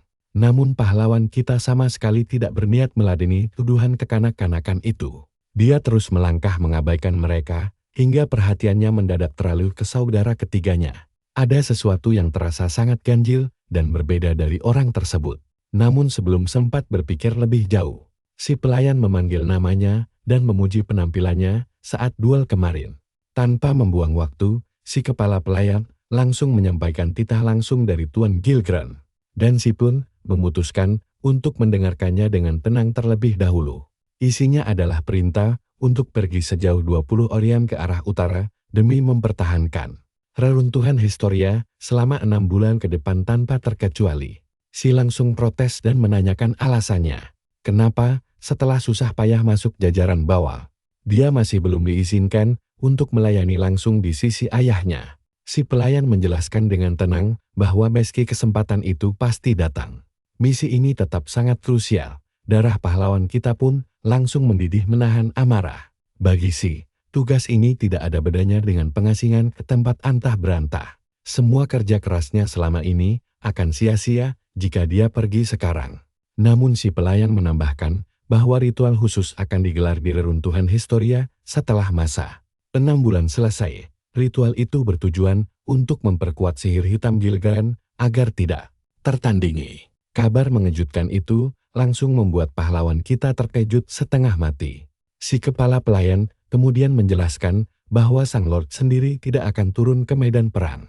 Selama 6 bulan tersebut, si bertanggung jawab penuh untuk membasmi semua binatang buas sihir di sekitar reruntuhan guna mengamankan lokasi sebelum ritual agung itu dimulai. Sebelum si sempat menjawab, pelayan itu mengajukan syarat lain dari Tuan Gilgran. Jika dia berhasil menyelesaikan misi berbahaya ini, dia akan langsung dipromosikan ke pangkat yang lebih tinggi. Hal itu tentu akan membawanya lebih dekat dengan posisi sang lord. Sementara si mempertimbangkannya, si pelayan memberitahu bahwa pasukan bantuan sudah tiba di lokasi. Itu artinya dia harus segera berangkat untuk membantu mereka. Setelah menimbang matang-matang bahwa tawaran ini tidak merusak rencana utamanya, pahlawan kita akhirnya menyetujui misi tersebut. Dan disinilah kita beralih ke perjalanan panjang pahlawan kita menembus badai salju. Sebuah kereta kuda tampak berjuang melintasi daratan es yang sangat dingin dan membekukan. Sang kusir akhirnya menghentikan kudanya dan memberitahu para penumpang bahwa ini adalah batas terjauh yang bisa dia tempuh. Bel pun langsung melompat turun dari kereta. Kalian harus denger ini, si tokoh utama langsung kegirangan pas ngerasain suhu super dingin. Si benerin jubahnya, lalu nanya ngapain juga si pelayan malah ikut sampai ke sini. Tapi dia malah tersinggung dan bilang kalau melayani tuannya sampai akhir adalah tugas mutlak seorang pelayan. Kusir kereta lalu pamit dan memberitahu kalau reruntuhan histori sudah ada di depan mata. Dia juga memperingatkan mereka untuk selalu waspada. Sementara Belle mengucapkan terima kasih dengan ceria. Melihat pemandangan salju di depannya, dia langsung heboh kegirangan, karena ini pertama kalinya dia melihat salju secara langsung di dunia nyata. Si pelayan tiba-tiba panik, karena napasnya berubah jadi asap dan mengira kena penyakit aneh. Sementara itu, si lebih fokus ke reruntuhan kuno di depannya sambil menatap bangunan misterius itu. Bangunan mengerikan di kejauhan itu kelihatan mirip markas penjahat yang terbengkalai. Belle mengajak si untuk segera jalan selagi kereta kuda tadi mulai putar balik dan pergi, meninggalkan mereka. Setelah itu, mereka berdua lanjut menembus tumpukan salju tebal dengan si yang memimpin di depan. Belle akhirnya sempat berhenti sebentar hanya untuk mengatur napasnya. Pahlawan kita lalu bertanya apakah dia baik-baik saja sambil meledak kemana perginya semua semangat membara yang tadi. Belle mengaku tidak menyangka kalau berjalan di atas salju bakal sesulit ini. Tapi, si malah menyuruh dia untuk mengatur napas dengan benar agar paru-parunya tidak rusak karena suhu ekstrem. Begitu melihat ada gua di depan, si memutuskan menyudahi perjalanan hari itu dan beristirahat di sana. Beberapa saat kemudian, Belle duduk di depan api unggun besar, menghangatkan tubuhnya mirip ayam beku yang baru dikeluarkan dari kulkas. Si memperingatkan kalau alam liar di sini sangat kejam, jadi dia jangan sampai lengah sama sekali. Si pelayan mendadak curiga dan bilang kalau ini kan seharusnya juga jadi momen pertama kalinya si melihat salju. Si pun terpaksa pura-pura mengiyakan. Padahal dalam hati dia tahu ini sudah kali ke-12 baginya. Dia lalu mulai membongkar isi tas Belle dan terkejut setengah mati setelah tahu isinya malah didominasi sama baju-baju miliknya. Belle langsung salah tingkah. Tapi si langsung memotong penjelasannya dengan melempar salah satu jaket tepat ke wajahnya. Dia meyakinkan kalau dirinya baik-baik saja dan menyuruh pelayannya itu tidur agar badannya hangat karena mereka harus jalan lagi besok subuh. Belle mulai cekikikan girang sambil memeluk erat jaket tersebut ke wajahnya. Sementara itu, jauh di kejauhan sana, beberapa sosok misterius berkerudung diam-diam mengawasi mereka dari balik bayangan. Si pelayan masih tidur lelap di dalam kantong tidurnya saat si berjaga tanpa suara di dekat pintu gua. Kalian perlu tahu hal ini, wilayah beku ini ternyata dipenuhi dengan monster sihir berbahaya dan klan Grus yang terkenal kejam. Klan ini seluruhnya berisi petarung sadis yang menganggap tempat sedingin neraka ini sebagai rumah mereka. Mereka biasanya terlibat perdagangan senjata ilegal, serta penculikan dan perdagangan manusia. Reputasi brutal mereka membuat nama mereka sangat ditakuti di dunia bawah, dan si tidak pernah lupa topeng mengerikan yang selalu dipakai para psikopat itu. Dia ingat kalau misi sekarang seharusnya cuma membasmi monster dan ancaman berbahaya lainnya di wilayah tersebut. Tiba-tiba, dia sadar apa maksud sebenarnya dari deskripsi misi itu. Kembali ke kenyataan, pahlawan kita langsung waspada setelah melihat ada pergerakan mencurigakan. Dari kejauhan, dia melihat kilatan benda berkilau dari jauh dan nyaris saja kena panah yang mengarah tepat ke kepalanya. Setelah mengamati dengan jeli, dia sadar itu panah berisi energi mana, yang berarti penyerangnya bukanlah monster sihir biasa. Sambil melilitkan jubahnya dengan erat, dia langsung menerjang keluar tepat saat hujan panah mulai mengarah padanya. Menggunakan jubahnya sebagai tameng sementara para penyerang di kejauhan mulai mengepung area luar gua.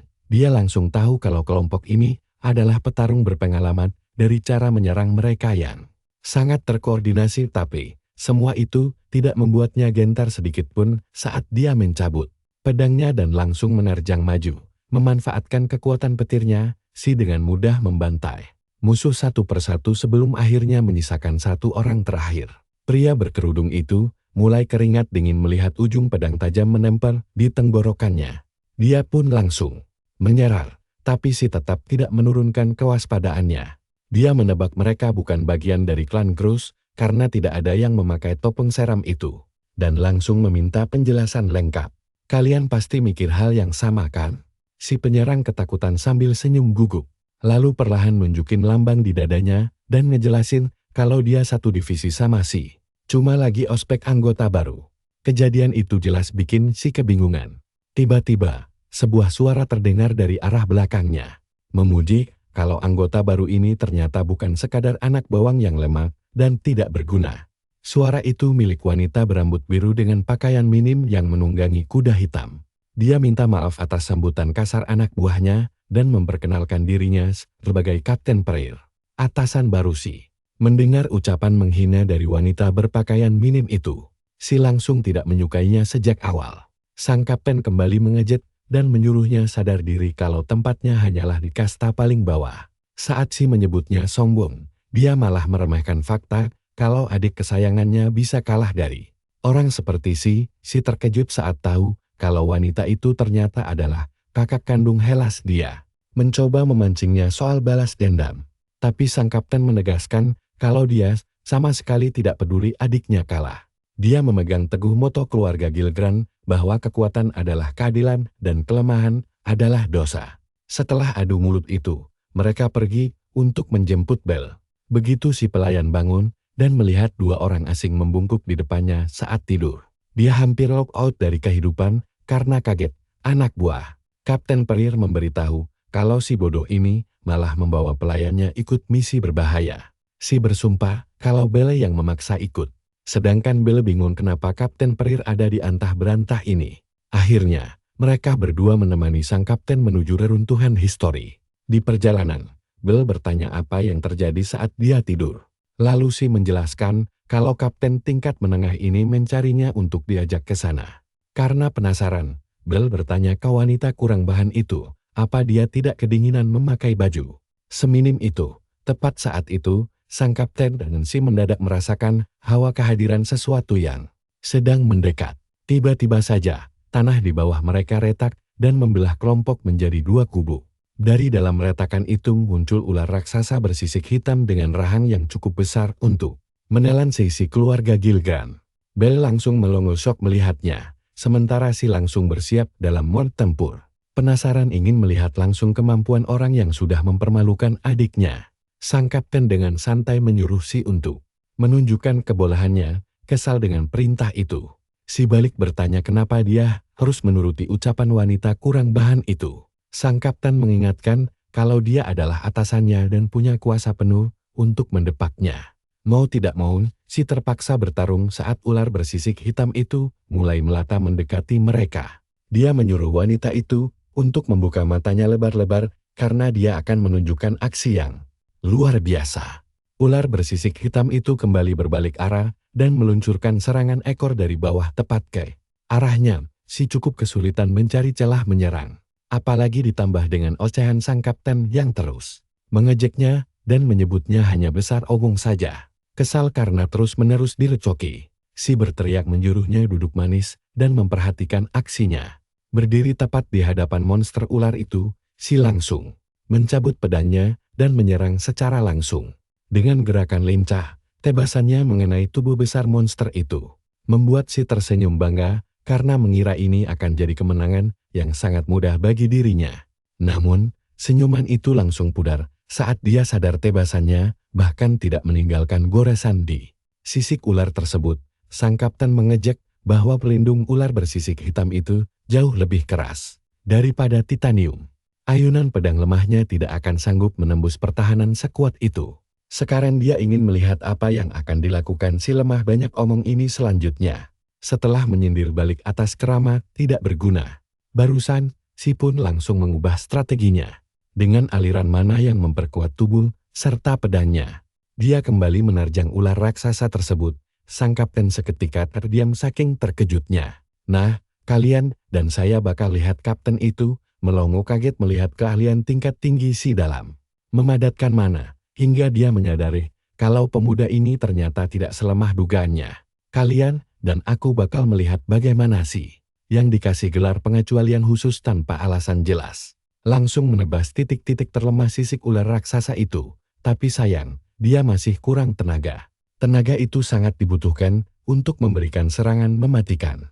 Lady Perir heran melihat bocah ini tetap tenang sambil memancing ular buta sebelah itu langsung ke posisinya. Dia kesal sekaligus kagum dengan taktik itu.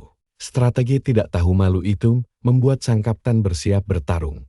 Saat si ular menerjang, mereka melompat menghindar dan tombak Lady Perir langsung menancap dalam. Sisi malah menyeringai nakal berterima kasih atas bantuannya. Bantuan yang sangat pas sekali. Detik berikutnya, dia melepaskan auranya dan mengubah pedangnya menjadi kapak besar untuk menebas. Si ular monster malang itu menjerit kesakitan saat kapaknya memenggal leher tebalnya dengan mudah. Kulit kerasnya terbelah bak mentega panas. Setelah pertarungan usai, Bel langsung berlari cemas menanyakan keadaannya. Si santai menjawab cuma mantalnya yang jadi korban. Untung saja Bel selalu membawa baju ganti cadangan. Untung sekali dia sangat perhatian. Di sisi lain, Lady Perir dengan gengsi mengakui kalau bocah ini tidak sepenuhnya tidak berguna. Si langsung memasang tampang songong meminta si tsundere mengakui kehebatannya. Mengaku saja kalau dia terpukau dengan keahliannya. Kapten galak yang tidak punya uang buat beli baju baru ini menyuruhnya diam dan ikut menemui pasukannya. Dia berniat memeras tenaga si habis-habisan. Benar-benar bos yang kejam. Sang dewa pedang tiba-tiba teringat masa lalu saat Hannah menyadari sikap anehnya dan bertanya ada masalah apa. Dia mengaku sedih karena napasnya tidak mengeluarkan uap es di udara dingin. Padahal badai salju baru saja meredat tapi hawanya tetap membeku. Hannah pun menjelaskan fakta yang sangat jelas kalau saat itu mereka sedang berdiri di puncak gunung tertinggi di benua tersebut. Dia dengan bangga memamerkan pengetahuannya bahwa udara di atas sana terlalu kering untuk menghasilkan uap kabut dari napasnya. Penjelasan ilmiah itu membuat otak Purbasi sangat kagum dan langsung memuji kecerdasannya. Namun dengan rendah hati Hannah bilang dia cuma rajin membaca buku. Ego sang dewa pedang langsung hancur berkeping-keping saat tahu buku-buku itu sebenarnya ada di ruang kerjanya sendiri selama ini. Demi menyelamatkan harga dirinya yang terluka parah. Dia beralasan sebagai ahli tempur tidak perlu memikirkan hal kutu buku seperti itu. Istrinya hanya tersenyum, hangat mendengar pembelaan diri yang konyol tersebut. Pengetahuan terkadang bisa jauh lebih tajam daripada pedang apapun. Senyum penuh kasih sayang itu menjadi memori terakhirnya sebelum tersadar kembali ke masa kini, di mana semua anggota pasukan tampak sangat hening. Kalian juga pasti setuju suasana di sini memang suram banget, sampai Bel bertanya apa alasannya. Si langsung menegaskan kalau mereka sedang bertarung di tundra es, bukan sedang piknik santai. Keheningan itu membuat waktu terasa berjalan lambat bagi Bel. Dia juga merasa hari ini jauh lebih dingin, sampai napasnya mengeluarkan uap. Teringat penjelasan Hannah, si mencoba sok tahu menjelaskan teorinya. Udara yang sangat dingin membuat panas tubuh keluar lebih cepat ke langit. Tapi itu bukan berarti waktu berjalan melambat di wilayah berbahaya ini. Bel malah jadi kagum sekaligus takut. Tiba-tiba Bel heran dari mana dia tahu semua hal itu. Saat sedang melamun memikirkan kenangannya, si tidak sengaja menyebut nama Hannah yang dulu mengajarinya tentang fenomena alam tersebut. Ketika ditanya siapa itu Hannah, dia sadar telah melakukan kesalahan besar. Untungnya, Lady Perir yang bosan mendengar obrolan tidak berguna mereka langsung memotong pembicaraan dan menanyakan hal yang lebih penting. Dia bertanya apa yang Bel ketahui tentang klan Grusit. Bel menjawab kalau mereka adalah sindikat bawah tanah kejam yang menjalankan berbagai operasi ilegal di seluruh penjuru negeri secara rahasia. Sang kapten menjelaskan pegunungan es ini adalah wilayah kekuasaan klan tersebut sejak lama. Kemungkinan besar pergerakan mereka sedang diawasi sekarang. Bel langsung merinding ketakutan membayangkan reputasi buruk klan itu. Terutama rumor tentang penculikan wanita dan anak-anak. Namun dengan penuh percaya diri, sang kapten yakin mereka aman, karena klan tersebut saat ini sedang mengincar harta karun di Sungai Ular. Harta karun itu adalah pedang legendaris bernama Chronogas. Nama itu langsung membuat si tersentak kaget. Pedang kembaran milik Dewa Pedang itu dikabarkan telah hilang di sungai tersebut sejak Perang Besar. Bel merasa tidak asing dengan namanya. Sang kapten mengonfirmasi kalau senjata itu dulunya milik Dewa Pedang yang dikalahkan oleh Tuan mereka, Gilgrand, sosok legendaris yang menghabisi banyak musuh kuat, termasuk penyihir agung dari kerajaan sihir dalam daftar buruannya. Kapten mengaku sangat ingin memiliki senjata legendaris yang tercatat di buku sejarah itu jika mereka berhasil menemukannya terlebih dahulu. Itulah alasan dia tidak akan membiarkan klan Grusit merebutnya lebih dulu. Mendengar hal itu membuat si sangat kesal sampai kepalan tangannya tidak sengaja melubangi kantong air yang dia bawa. Kapten dengan santai berkata ingin melihat seberapa kuat Dewa Pedang itu dengan matanya sendiri. Namun si ksatria botak mengungkapkan kalau mereka sudah setahun penuh mencari pedang tersebut tanpa hasil. Satu-satunya petunjuk hanyalah sebuah teka-teki kuno yang sangat rumit. Karena itu, si botak berani bertaruh dengan kumis tebalnya kalau pedang dongeng itu sebenarnya tidak ada di gunung es ini. Tapi si berpikir sebaliknya. Dia menyadari kalau firasat aneh selama perjalanan ini memang ada hubungannya dengan pedang kembarannya dulu. Apalagi kekuatan fisiknya saat ini sudah jauh lebih terlatih. Satu-satunya hambatan adalah dia belum memiliki senjata yang kuat untuk menahan aliran mananya yang dahsyat. Dalam hati dia bersumpah tidak akan membiarkan siapapun menyentuh pedang pusaka miliknya itu. Sumpah demi apapun dia tidak akan membiarkan siapapun merebut pedang itu. Nah, disinilah kalian harus perhatikan baik-baik saat kuda sang kapten tiba-tiba berhenti mendadak. Semua mata langsung tertuju pada sesosok misterius bertopeng yang berdiri sendirian di tengah jalan. Lady Perir langsung mengenali siapa musuh di depan mereka itu dengan ekspresi tegang. Bel panik mengira itu monster kejam yang pernah menampar neneknya. Tuan muda menyuruhnya tenang, karena tampaknya klan Grusit sendiri yang datang langsung untuk menyambut kedatangan rombongan mereka. Tanpa rasa takut sedikit pun, pemimpin bertopeng itu menyeringai lebar. Dalam sekejap, puluhan anak buahnya bermunculan dari balik tebing es dan mengepung pasukan mereka dari segala penjuru mata angin. Dengan tatapan tajam dari balik topengnya, dia menyuruh Si untuk menyebutkan namanya. Si justru merasa geli melihat para kecoak ini berlagak menguasai gunung dan menatap mereka remeh. Dengan suara lantang dan penuh wibawa, dia memperkenalkan dirinya sebagai Si Proud. Sambil bersikap sombong, dia memerintahkan sang ketua untuk menceritakan semua informasi tentang pedang legendaris tersebut. Jika tidak ingin kepalanya tertebas. Kesal dengan kesombongan Si, sang ketua hanya menatap tajam sebelum tiba-tiba berbalik arah dan pergi begitu saja meninggalkan anak buahnya yang kebingungan. Si berteriak kesal menuduhnya pengecut karena melarikan diri dari pertarungan.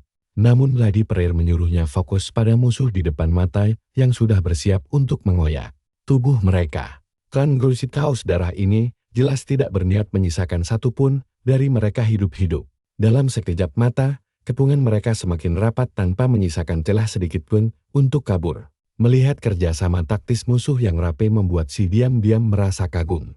Bel yang ketakutan bertanya, apakah tuan mudanya bisa selamat? Tapi si ksatria botak menyuruhnya untuk mengkhawatirkan dirinya sendiri. Saat sang kapten memberi perintah untuk menyerang, semangat pasukannya langsung berkobar hebat.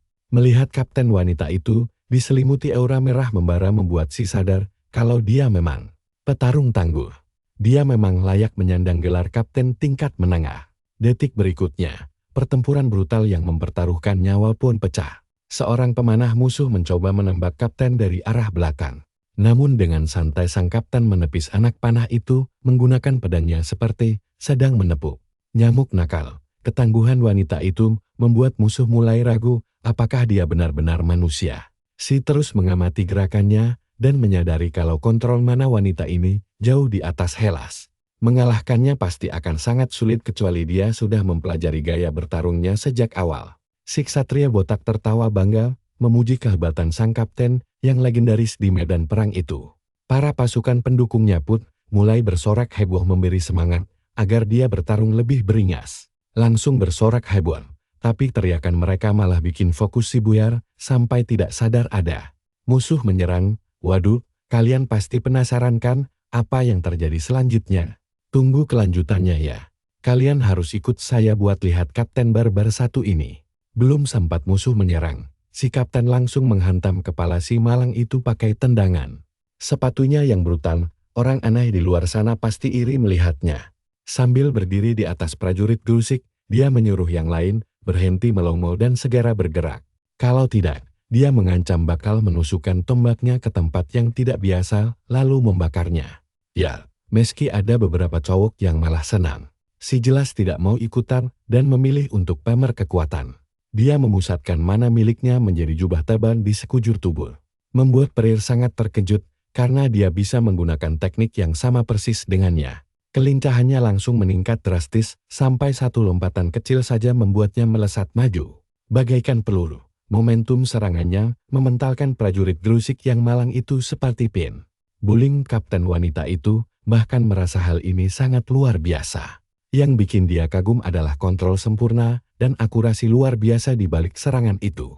Setelah meniru jurus sang kapten tepat di depannya, si dengan sombong berkata dia menyukai teknik itu dan berniat meminjamnya sebentar. Ksatria botak mulai menaruh hormat padanya. Sementara prajurit lain hampir gila melihat anak baru ini meniru jurus andalan kapten mereka hanya dalam sekali lihat. Tepat ketika sang kapten mulai merasa kesal karena hal itu, para anak buahnya mendadak panik. Pasukan besar lain yang berisi sekitar 30 prajurit menyerbu ke arah mereka dengan kecepatan penuh, membuktikan kalau kelompok yang tadi itu hanyalah tim pengintai saja. Sadar situasi mulai memburuk, bocah kita menyarankan untuk mundur secara taktis. Tapi kapten berotot itu malah menyebutnya lemah karena pihak mereka belum kehilangan satu prajurit.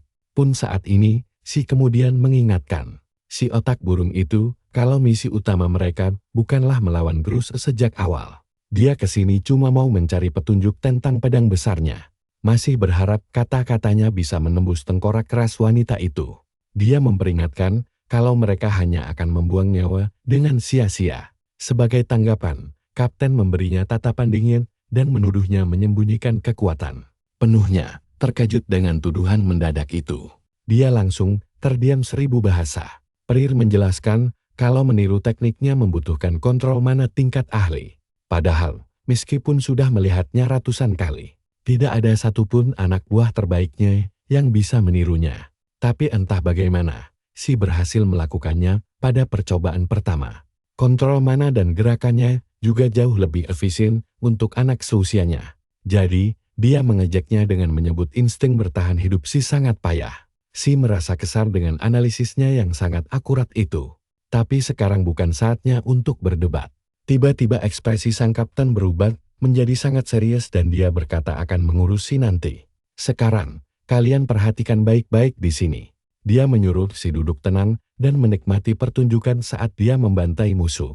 Kebingungan dengan maksudnya, si melongo melihat aura mengerikan yang jauh lebih kuat meledak darinya. Ksatria botak panik karena kaptennya akan melampaui batas kekuatannya lagi. Masih mencoba mencerna apa yang terjadi. Si bertanya kepada wanita gila itu tentang jurus mengerikan apa yang akan dia gunakan. Namun, Ksatria botak berteriak kalau mereka harus segera pergi dari tempat itu sekarang juga. Dengan begitu, Nona Perir melompat tinggi ke langit dan meluncur jatuh lurus ke bawah dengan sangat dahsyat. Semua prajurit Grus menjadi panik saat dia turun seperti meteor, siap menghancurkan mereka di atas El. Untuk sesaat, si merasa kagum dengan kekuatannya yang tidak masuk akal. Tetapi dia menyadari sesuatu. Dia melihat es di bawah kakinya tiba-tiba retak. Di saat inilah dia sadar kalau wanita itu melakukan kesalahan fatal. Dia berteriak menyuruhnya berhenti karena tanah di bawah mereka hanyalah es tipis. Sayangnya, sang kapten tidak bisa mendengarnya karena jurus pamungkasnya yang bernama palu tombak. Petir, para prajurit Gerusi terlempar seperti boneka kain. Sementara itu, Nona Perir tersenyum bangga memamerkan kekuatan mengerikan keluarganya. Tiba-tiba, ekspresinya berubah ketika tanah di bawah mereka mulai bergetar hebat. Bocah kita berteriak kalau tanah pijakan mereka akan runtuh. Tepat saat peringatan itu sampai ke telinga sang kapten, retakan raksasa langsung membelah tanah es di bawah mereka semua. Kapten yang terjatuh mengira itu hanya gempa biasa, tapi si langsung tahu ini bukan getaran biasa. Ini adalah bencana besar. Sebuah jurang raksasa terbuka tepat di bawah kaki mereka. Ksatria botak menahan belas saat sebelum dia berlari mengejar tuannya. Tanpa ada pegangan sama sekali, keduanya langsung jatuh ke dalam retakan es. Dengan perasaan bingung dan nyeri, semua orang di atas bertanya-tanya apa yang akan terjadi pada mereka setelah jatuh dari ketinggian. Gila itu, bahkan Gojo pun bakal gosong kalau jatuh ke jurang sedalam ini. Saat masih terjatuh di celah es raksasa itu, bocah kita mengatai Perir tidak punya otak. Ukuran dadanya jelas lebih besar dari tingkat kecerdasan miliknya kalau tidak bisa memikirkan dampak dari serangan sekacau itu. Kapten yang pemarah itu membalas kalau itu adalah pilihan terbaik yang ada. Keduanya terus saling mengejek, sampai akhirnya mereka menyadari kalau dasar jurang sudah mulai terlihat sangat dekat. Kalian juga pasti penasaran dengan cahaya itu, tapi lupakan dulu. Kapten Perir menyuruh bocah kita berhenti teralihkan dan fokus mendarat jika dia tidak ingin mati. Konyol akibat hantaman keras dari ketinggian. Jadi, keduanya mengerahkan kekuatan maksimal ke arah dasar kelar untuk menahan momentum jatuh. Mereka, setelah pendaratan ekstrem itu, berhasil. Si berkata kalau dia akhirnya mulai memahami kepribadian wanita tersebut. Dia bahkan menyebut sang kapten jauh lebih jantan daripada saudara laki-lakinya. Kapten Perir langsung menjawab kalau masalahnya bukan pada dirinya, melainkan para pria zaman sekarang saja yang terlalu banyak mengeluh. Terlepas dari itu, mereka berdua tidak tahu cara memanjat keluar. Jadi dia menyarankan untuk memilih satu arah dan terus berjalan. Skenario terbaiknya, mereka mungkin menemukan jalan setapak menuju kaki gunung. Karena sudah bosan berjalan bersamanya, dia menyarankan agar mereka berpisah dan saling memberi isyarat jika menemukan sesuatu yang berguna. Si setuju, tetapi dia memperingatkan wanita itu agar tetap tenang. Dia meminta agar wanita itu tidak memicu longsoran salju lain dengan isyaratnya. Setelah itu, dia menjelajahi gua es yang dipenuhi arsitektur kuno yang aneh. Semakin jauh dia melangkah, dia semakin sadar ada sesuatu yang sangat ganjil di sini. Es yang menutupi dinding gua terlalu keras untuk ukuran es biasa.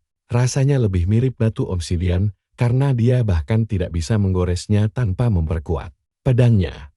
Dia juga merasa aneh karena sungai yang berkelok-kelok ini tampak membentang tanpa ujung. Kata-kata Kapten Perir tentang harta karun tersembunyi berupa pedang besar milik Santo Pedang langsung terlintas di pikirannya. Tepat ketika dia memikirkan tujuan klan Grus, sebilah pedang es tiba-tiba muncul tepat di lehernya.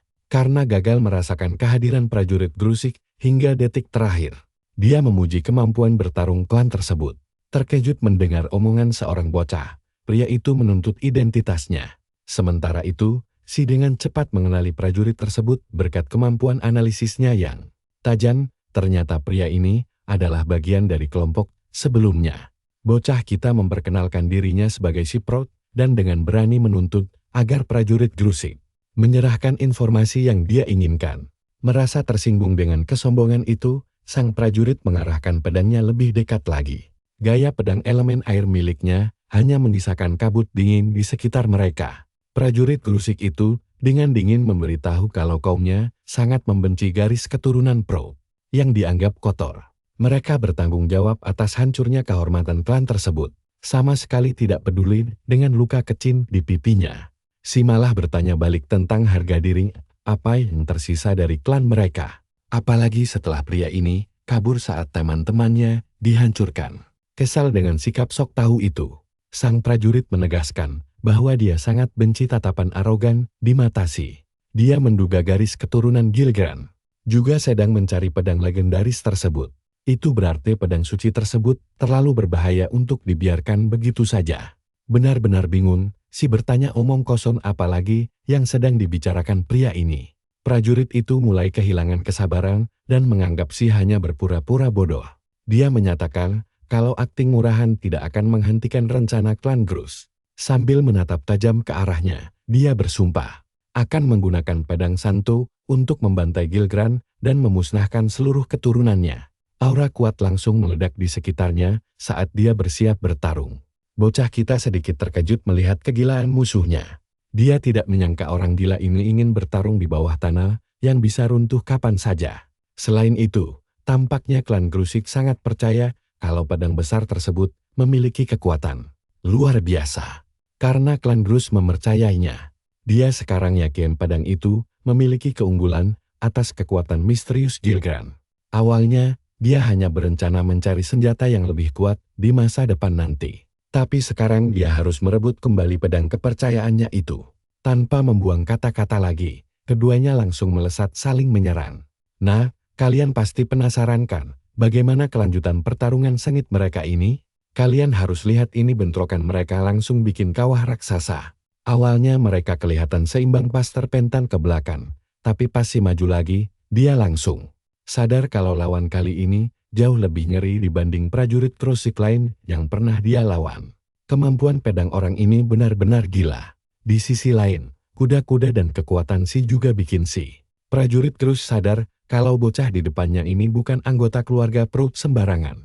Pas pertarungan mereka baru saja mau makin panas. Tiba-tiba tanah terbelah menciptakan retakan raksasa yang langsung mengacaukan duel tersebut. Di sini bagian kocaknya, pas si prajurit bingung karena gempa. Si malah refleks mikir kalau cewek berotot itu yang lagi bikin rusuh lagi.